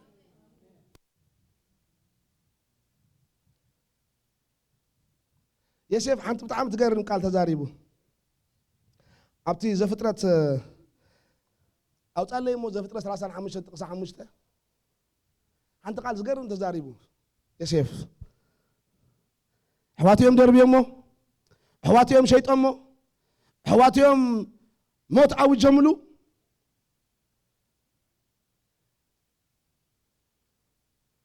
ዮሴፍ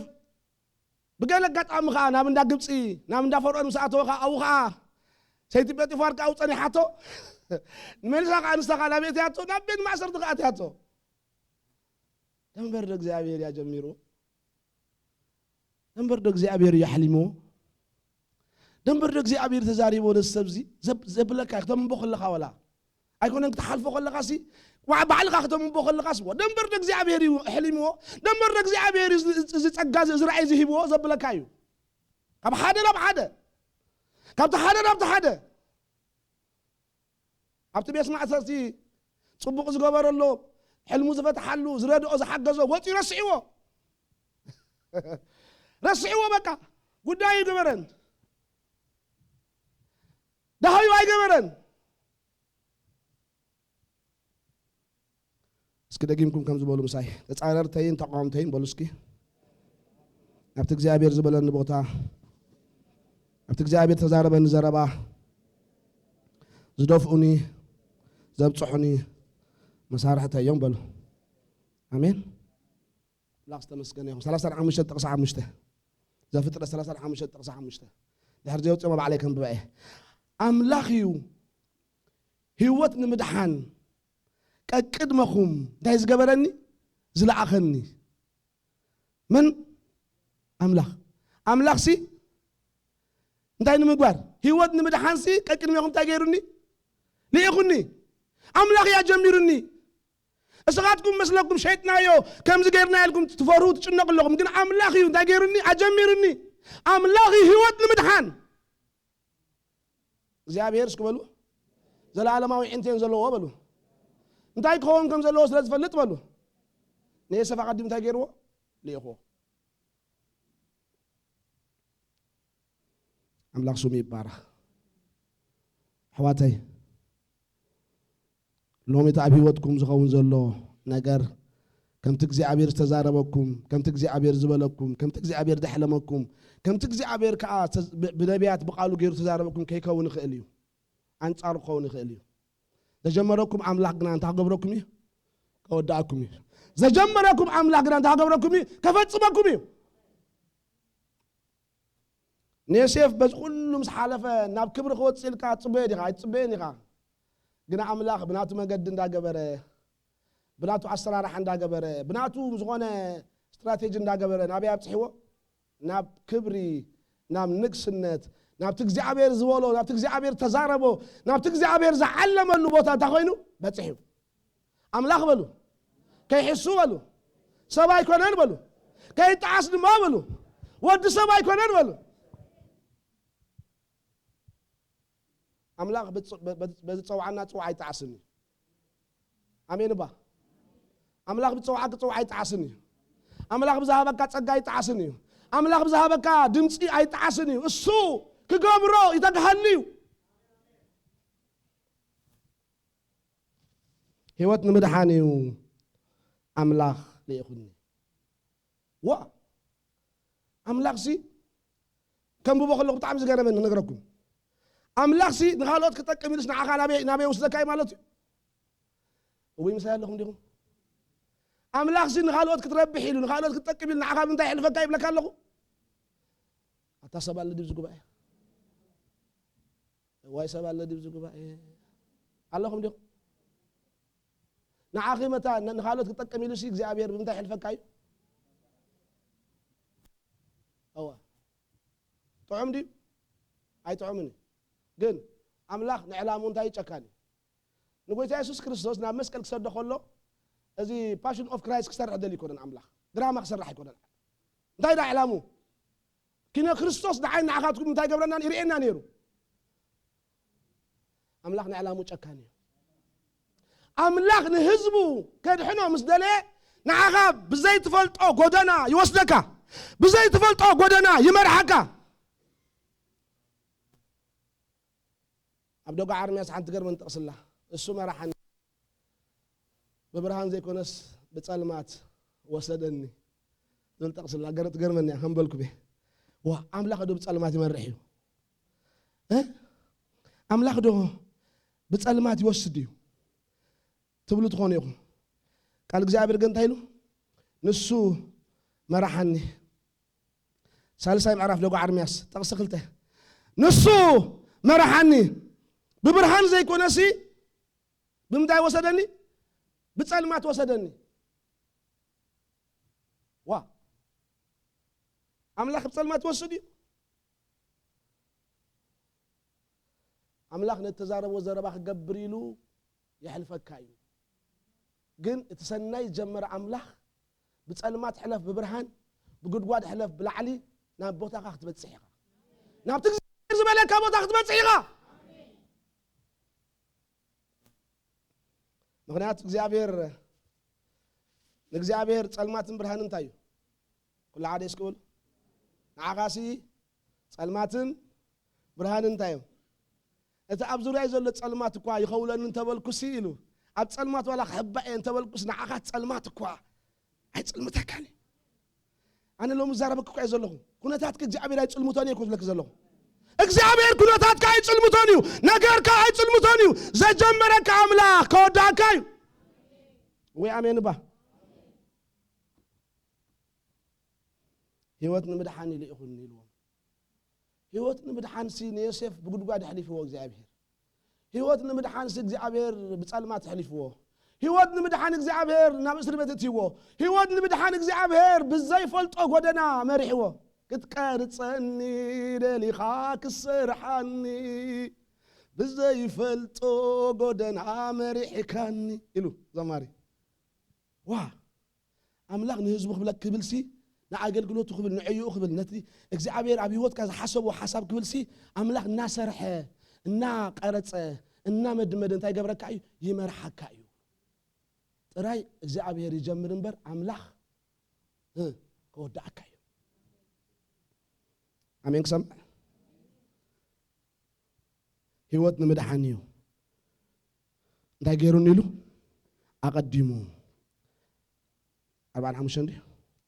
እሺ 35 ጽሒፈ የለ ጌታ ባርክ እግዚአብሔር ይመስገን አምላክ ተመስገነ ይሁን ኢየሱስ ክርስቶስ ጌታ እዩ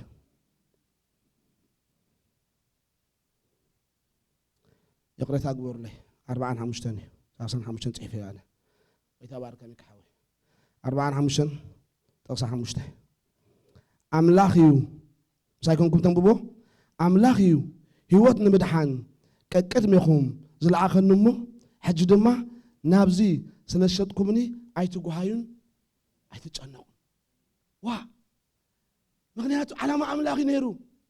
سنينة أملاخي نيرو أنا بستيجي تقني رسخاتكم حج دايم أمكم تفاقم نيركم يعقوب مس 10 تخلت نجدو مس دقوا بس دقوا أملاك جنا زل على ما وصل زخنة نيسيف بزجمرة مجمر نيسيف بزرعيو حلمي نيسيف بزرعيو تسقى نيسيف بزرعيو مرعي جيرو نهزبو تاي جيرو تعبخاتكم سناي قبري لجمر أملاك نسو ساعتها معلت دقا كم زفتسمكم زي تردي له أملاك سمي بارك مو جمير كي يزلق مقدي جمير كي يزلق مجمار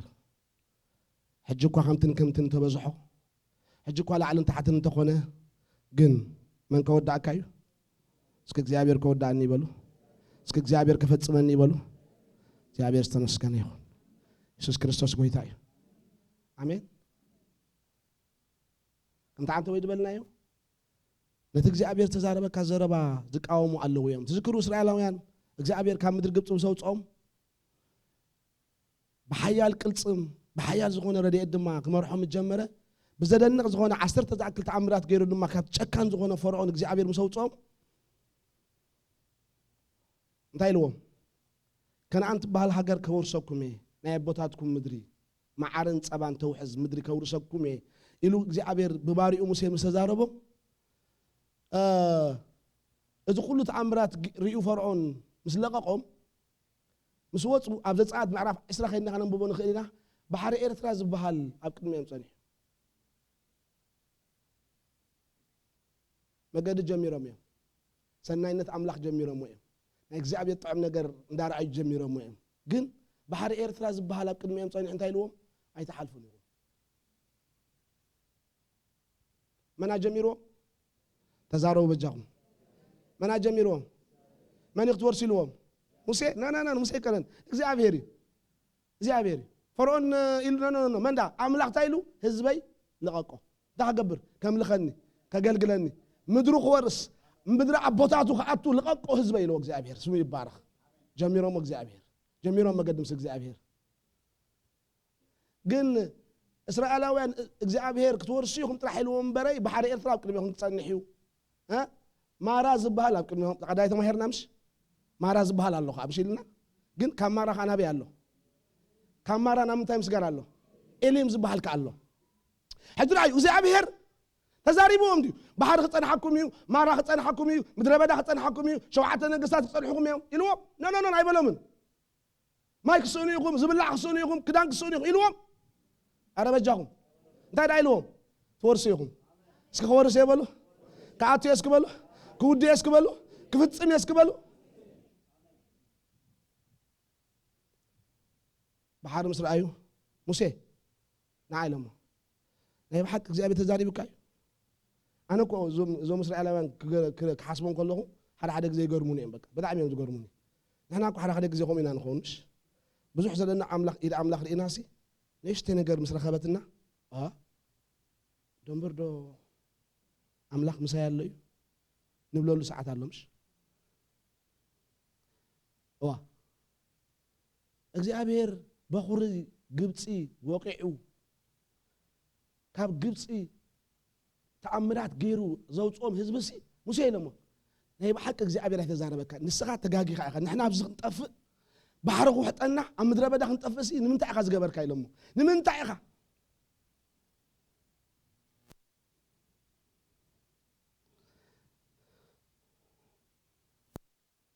እቲ ኣብ ቅድሚኦም ዝመፀ ኩነታት እንታይ ገይርዎም ነቲ እምነቶም ነቲ ተስፍኦም ነቲ እግዚአብሔር ተዛረቦም ነቲ እግዚአብሔር ዝበሎም ዘውርድ ነገር እዩ ነይሩ ጠጠው ክብሉ ይከኣሉን ምለሰና ናብ ግብፂ መሓሸና ሽንጉርቲ ምብላዕ መሓሸና ጦም ምስራሕ መሓሸና ክብሉ ጀሚሮም ካብ ምንታይ ዝተላዕለ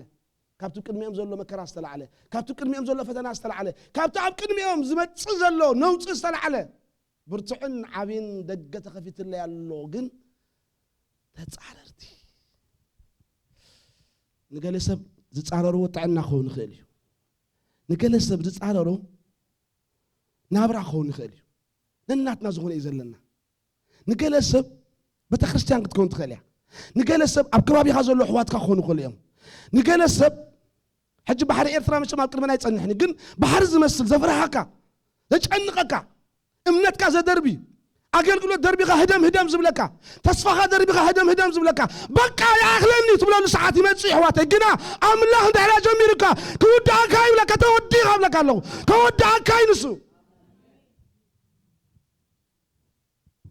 ጽናዕ ተባዕ ኣነ እግዚአብሔር ኣምላክካ ኣብቲ ቆዶ ዘበለ ኩሉ ሳኻየ ባሕሪ እንተሃለወ ሳኻየ ተጀመርኩ እግዚአብሔር ኣነ ምሳኻየ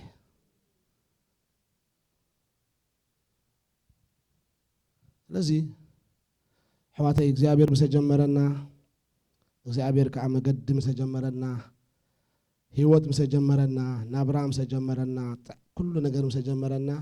ነቲ ጀመርናዮ ምጅማር ድቃወሙ ናብቲ ናይ መጨረሻ ቦታና ከይንበጽሕ ድማ ናብቲ ናይ መጨረሻ ዓረፍትና ከይንበጽሕ ድማ ዝኽልክሉ ዝቃወሙ ተጻረርቲ ኣለዉ እዮም ግን ኣምላኽ ተዛሪቡ ስለ ዝኾነ ብእምነት ታይንኹን ንጽናዕ ኣሜን ኣሜን ባሕሪ ኤርትራ ምስ ሰገሩ ከዓ ከምቲ ብቀዳማይ ንምሃሮ ዝነበርና ምድረ በዳ ጸኒሕዎም ማራ ጸኒሕዎም ነገስታት ጸኒሖሞም እዞም ኩላቶም ናብ ተስፍኦም ከይኣቱ ዝኽልክሉ ኸልከልቲ እዮም ግን እግዚአብሔር ተዛሪቡ እዩ እስራኤላውያን እንታይ ኮይኖም ወሪሶም ኣሜን ክሕልፈካ እግዚአብሔር ከውርሰካ እግዚአብሔር እቲ ኣባኻ ጀመሮ ሰናይ ነገር ዝዓግቶ ሰብ የለን ዝዓግቶ ሓይሊ የለን ዝኽልክለካ ሓይሊ የለን እግዚአብሔር ዝተመስገነ ይኹን ኣሜን ዘፍጥረት ምዕራፍ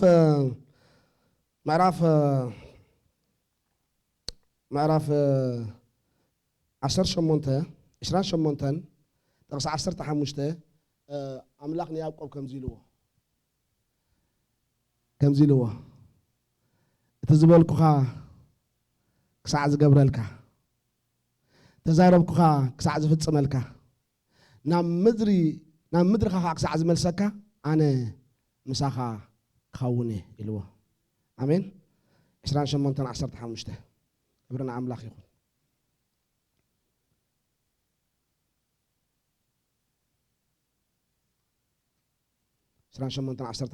እንሆ ከዓ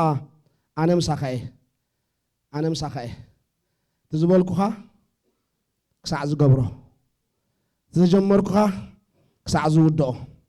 تزحلمكوها كساع زقبره اتبتنبي تزاربكوها كساع زفتصمو اتبقال تزاربكوها كساع زودو انا مساخاي اي حد كاني ابتغون كله حلو كاي نابي ابتغون كله اسك ابتغون كله بالو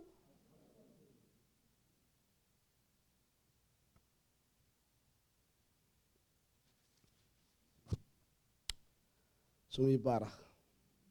اي حد كني እግዚአብሔር ابتغون يزبل اي حد كني ابتغون كله እግዚአብሔር اي حد كاني اتابخات جمرو سناي نغير سغع زفصم اي طنطنكاني اي حد كاني اي طنطنكاني كوتو عششاي بلكاني الى እግዚአብሔር امين اي حد كاني طنطنكاني زبلكو خاك ساعه زغبرلكا زحلمكو خاك ساعه تريو زحلمكو خاك ساعه زفصم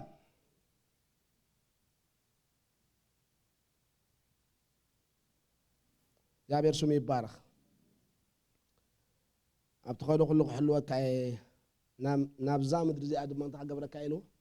ملسكاي امين امين امين امين لابان ولا عصبكم تلواوطو زي ابيت ስለዝኾነ ትምለሱ ኢኹም لابان ولا እንተጨነቀኩም እግዚአብሔር ተዛሪቢ ኢሞኒ ናብ ቦታኹም ክትምለሱ ኢኹም ናብቲ እግዚአብሔር ዝበለኩም ክትበጽሑ ኢኹም ያዕቆብ እንዳላባን መስከደ ላባን ዝበሃል አቡ እንታይ ያኽብሎ ነሰብኣይ እዚ ዘገርም ዓይነት ሰብኣይ ታክቲከኛ እዩ ክልተ ዋልድ ነይሩ ነው ያዕቆብ ነታ ሓንቲ ፈቲዋ ላባን ግና ነኖ ኢሉ ብለይቲ ነታ ሓንቲ እትይሉ ዓስቡ እንዳለዋወጠ ህይወቱ እንዳለዋወጠ ነገሩ እንዳለዋወጠ ድማ ኣብኡ ክፀንሖ ዘይግብኦ ዓመት ኣፅኒሕዎ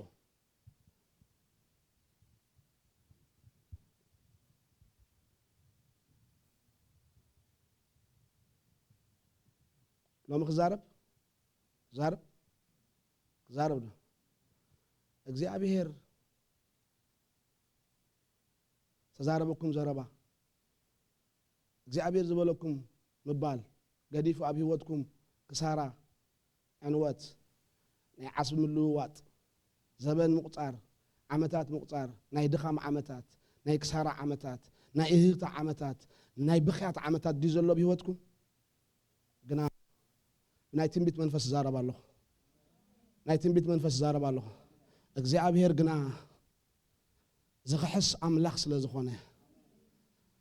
አሜን አሜን ኣምላኽ ግና ዝኽሕስ ኣምላኽ ስለ ዝኾነ ሓዳርኩም ዝኸሰርኩም ሞ ኢኮኖሚኩም ዝኸሰርኩም ሞ ዓመታትኩም ዝኸሰርኩም ሞ እግዚአብሔር ደንበርዶ ተዛሪብኒ ኢልኩም ትነብዑ ዘለኹም ኣምላኽ ናይ ካሕሳ ኣምላኽ ስለ ዝኾነ ብካሕሳ ናብ ህይወትኩም ክመጽእ እዩ ብካሕሳ ናብ ሓዳርኩም ክመጽእ እዩ ብካሕሳ እግዚአብሔር ናብ ጥዕናኩም ክመጽእ እዩ ያዕቆብ ክሕስዎ ምክንያቱ ቃል ኣለዎ እስከ ኣነ ቃል ኣለኒ በሉ ኣነ ሕልም ኣለኒ እስክበሉ ኣነ ዘረባ ኣለኒ እስክበሉ ኣነ ድምፂ ኣምላኽ ኣለኒ እስክበሉ ኣሜን ንኸንቱ ኣይፀዓርካን ንኸንቱ ኣይደኸምክን ንኸንቱ ዓመታትኪ ኣይወዳእኽን ናይ ካሕሳ ኣምላኽ ክካሕሰኪ እዩ ናይ ካሕሳ ኣምላኽ ክካሕሰካ እዩ እግዚአብሔር ጣቂዕት እልልታ ክንቦ ኢና ዝኽሕስ ኣምላኽ ስለ ዝኾነ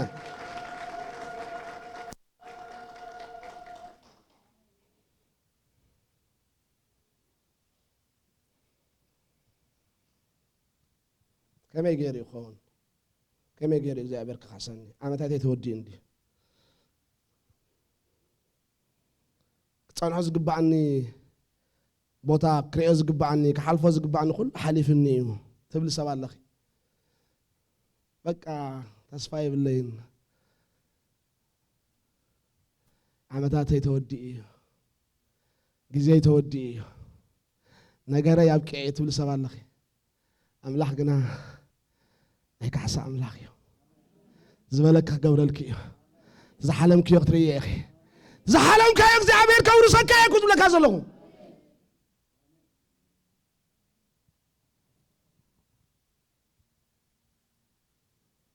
ከም ላባን ዝበሉ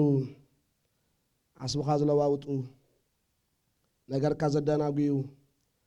ነገርካ ዘዳኽሙ ዓመታት ክትቆፅር ዝገብሩኻ ተስፋኻ ዘደናግዩ ጸላእቲ ጽድቂ እኳ እንተለዉ ኣምላኽ ግና ኣብ መጠረሻ ናብ ምድረኻ ናብ ቦታኻ ናብ ተስፋኻ ናብቲ እግዚኣብሔር ዘርአየካ ክትበጽሕ ግን ብግዲ እዩ እግዚኣብሔር ጀመሮ እንታይ ክገብሮ እዩ ክውድኦ እዩ ላባ ያዕቆብ ሓደ እዋን ምስ ተሓለሎ ሽዑ መሊቁ ካብ እንዳ ላባን ከይዱ መሊቁ ካብ እንዳ ላባን ደቁ ጥሪቱ ዘለዎ ዘበለ ኩሉ ኪቡ እግዚኣብሔር ዝኸሓሶ እግዚኣብሔር ድማ ዘፍረዮ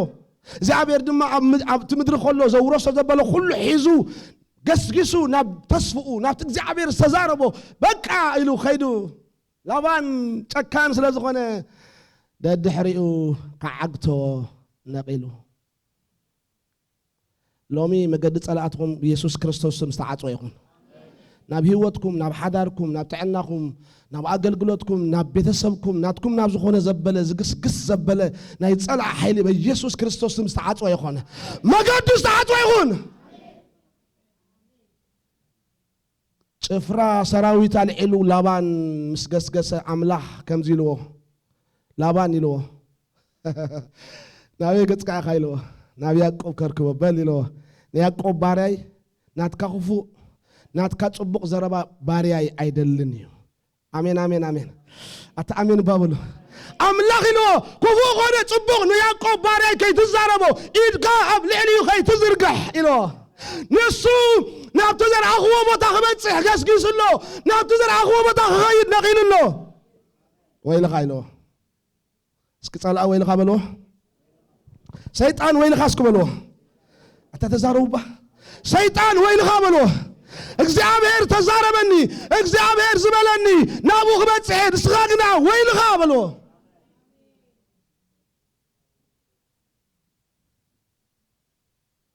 ክፉእ ጥራሕ ይኮንካ ድልዎ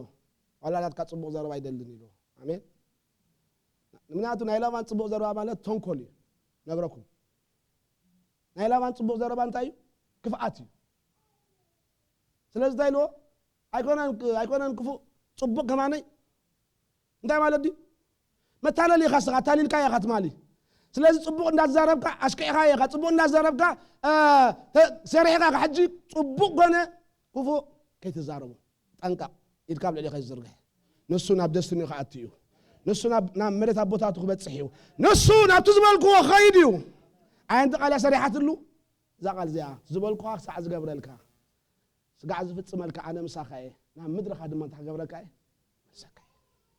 እቲ ኣባኻትኩም ሰናይ ግብሪ ጀመረ ኣብ ህይወትኩም ኣብ ሓዳርኩም ኣብ ጥዕናኩም ኣብ ኣገልግሎትኩም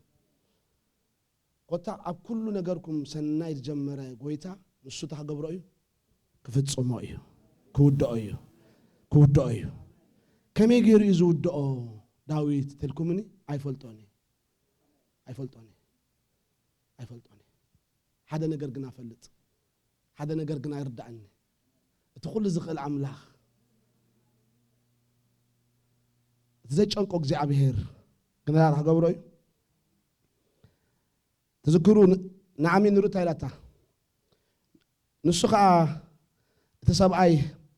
نزلنا جرزي كي ودعو تاي قبرني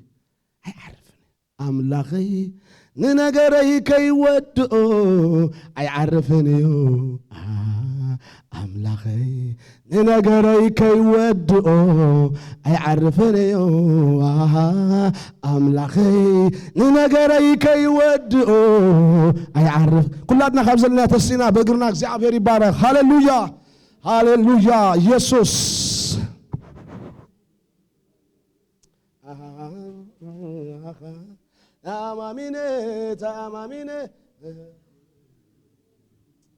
آمين اسكن እግዚአብሔር ጣቅዒትና እልልታና ክንቦይና آمين نتمسخهم زل سب كنزبلو نجركا كي ودعو أي عرفني بلو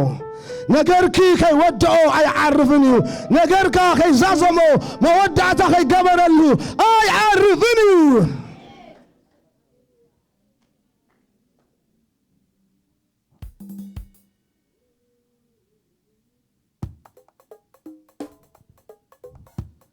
አሜን ኢየሱስ ስምካ ይባረክ ታባና ጀመርካዮ ሰናይ ስለተውደኦ ታባና ጀመርካዮ ኣብ ህይወትና ጀመርካዮ ኣብ ጥዕናና ጀመርካዮ ኣብ ሓዳርና ጀመርካዮ ኣብ ቤተክርስቲያንና ጀመርካዮ ኣብ ምድርና ኣብ ህዝብና ጀመርካዮ ሰናይ ነገር ስለተውደኦ ወእግዚአብሔር ስምካ ይባረክ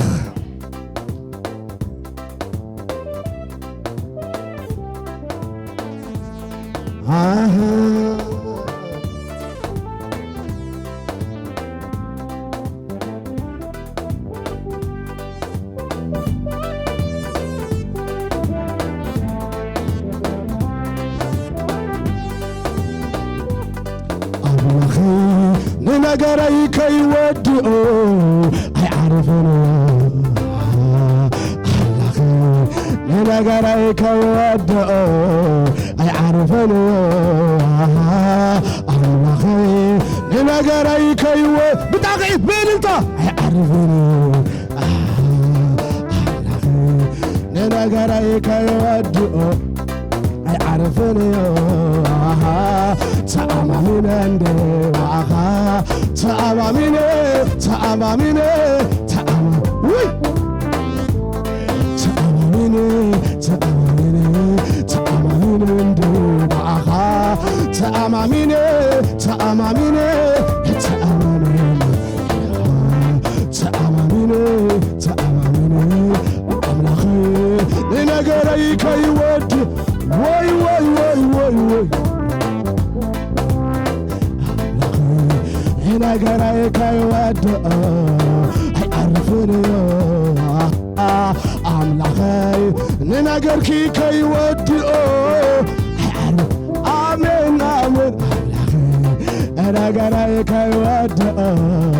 አይዓርፍ ስለዚህ በሓባር ይለምደ ማዓኻ ብጣቂት በልልታ ተአማሚነ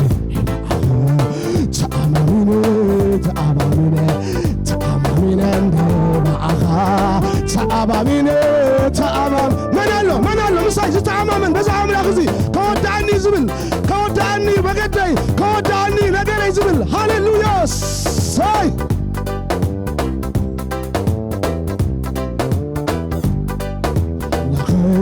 ንነገረይ ከይወድኦ አይዓርፍን ነገረይ ከይወድኦ አይዓርፍን አምላኸይ ነገረይ ከይወድ ስምካ ይባረክ ነገረይ ከይወድኦ አይዓርፍን ተአማሚነ መናሎ ትተአማመ ተአማሚነ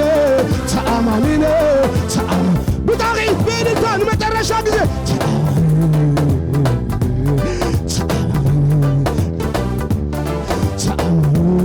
ተአማሚነ እንደ ማዓኻ ተአማሚነ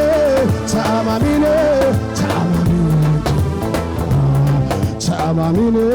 ተአማሚነ ተአማሚነ እንደ ማዓኻ ተአማሚነ ተአማሚነ ተአማሚነ እንደ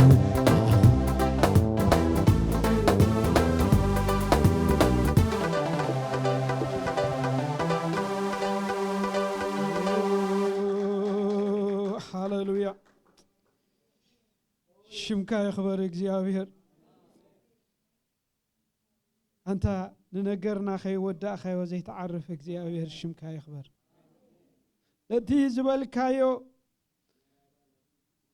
ክሳዕ ትፍጽሞ ቦታኻ ዘይተሓድግ እግዚአብሔር ሽምካ ይኽበር እግዚአብሔር በዚ መዓልቲ እዚ ስለ ዝሃብካና ህያው ቃል ክብሪ ይበካ ኣለኹ እግዚአብሔር አምላኸ እንሆ ኣብ ውሽጥና ኣትዩ ከምቲ ክንኮኖ ዘለና ዝገብረና እቲ ዕላማ ናትካ ኣብ ህይወትና ዘዘክረና ቃል ስለ ዝሃብካና እግዚአብሔር ክብሪ ይበካ ኣለኹ እግዚአብሔር አምላኸ እንሆ ንባርያኻ መመሊስካ ጸጋ ኣብዛሓሉ ሎማዓንቲ ኣብ ቅድሜኻ ምስ ህዝቢ ኣምላኽ ኮይነ ይጽልይ ኣለኹ እግዚአብሔር ብመንፈስ እናተቃጸለን እናዓበየን ክኸይድ ንዑን ቤቱን ንስኻ ክትባርኽ ይጽልይ ኣለኹ እግዚአብሔር አምላኸ ሕነ ንምፍዳይ ዝወፅእ ሓይሊ ጸልማት ኩሉ ብኢየሱስ ክርስቶስ ሽም ዝተወቅዕ ይኹን እግዚአብሔር አምላኸ በምልኾ እግዚአብሔር አምላኬ ከነምልኸካ ዝደገፉና አሕዋትና እግዚአብሔር ክትባርኾም ይጽልያለሁ እግዚአብሔር አምላኬ መንፈስካ አብኦም ኣብ ጽጽባሕ ከተቃጻጽል ይጽልያለሁ እግዚአብሔር አምላኬ ነው ስለዚ ጉባኤ ዝውን ክብሪ ይበካለሁ እግዚአብሔር አምላኬ ኣብ ጽጽባሕ እናተኣከብና እግዚአብሔር አምላኬ ክብርኻ ሽምካ ክንጽውዕ ስለዛሃብካና ቦታን ስፍራን እግዚአብሔር እዚ ግዜ እዚ ምቹእ እዋን እዚ ስለዛሃብካና ክብሪ ንበካለና በዚህ አጋጣሚ እግዚአብሔር ነው ኣብ ዝተፋላለየ አጻም ምድረበዳ በይኖም በባሕታውነት ዝስምዖም ወገናትና ኣብ ቅድሜኻ ይቅርቦም ኣለኹ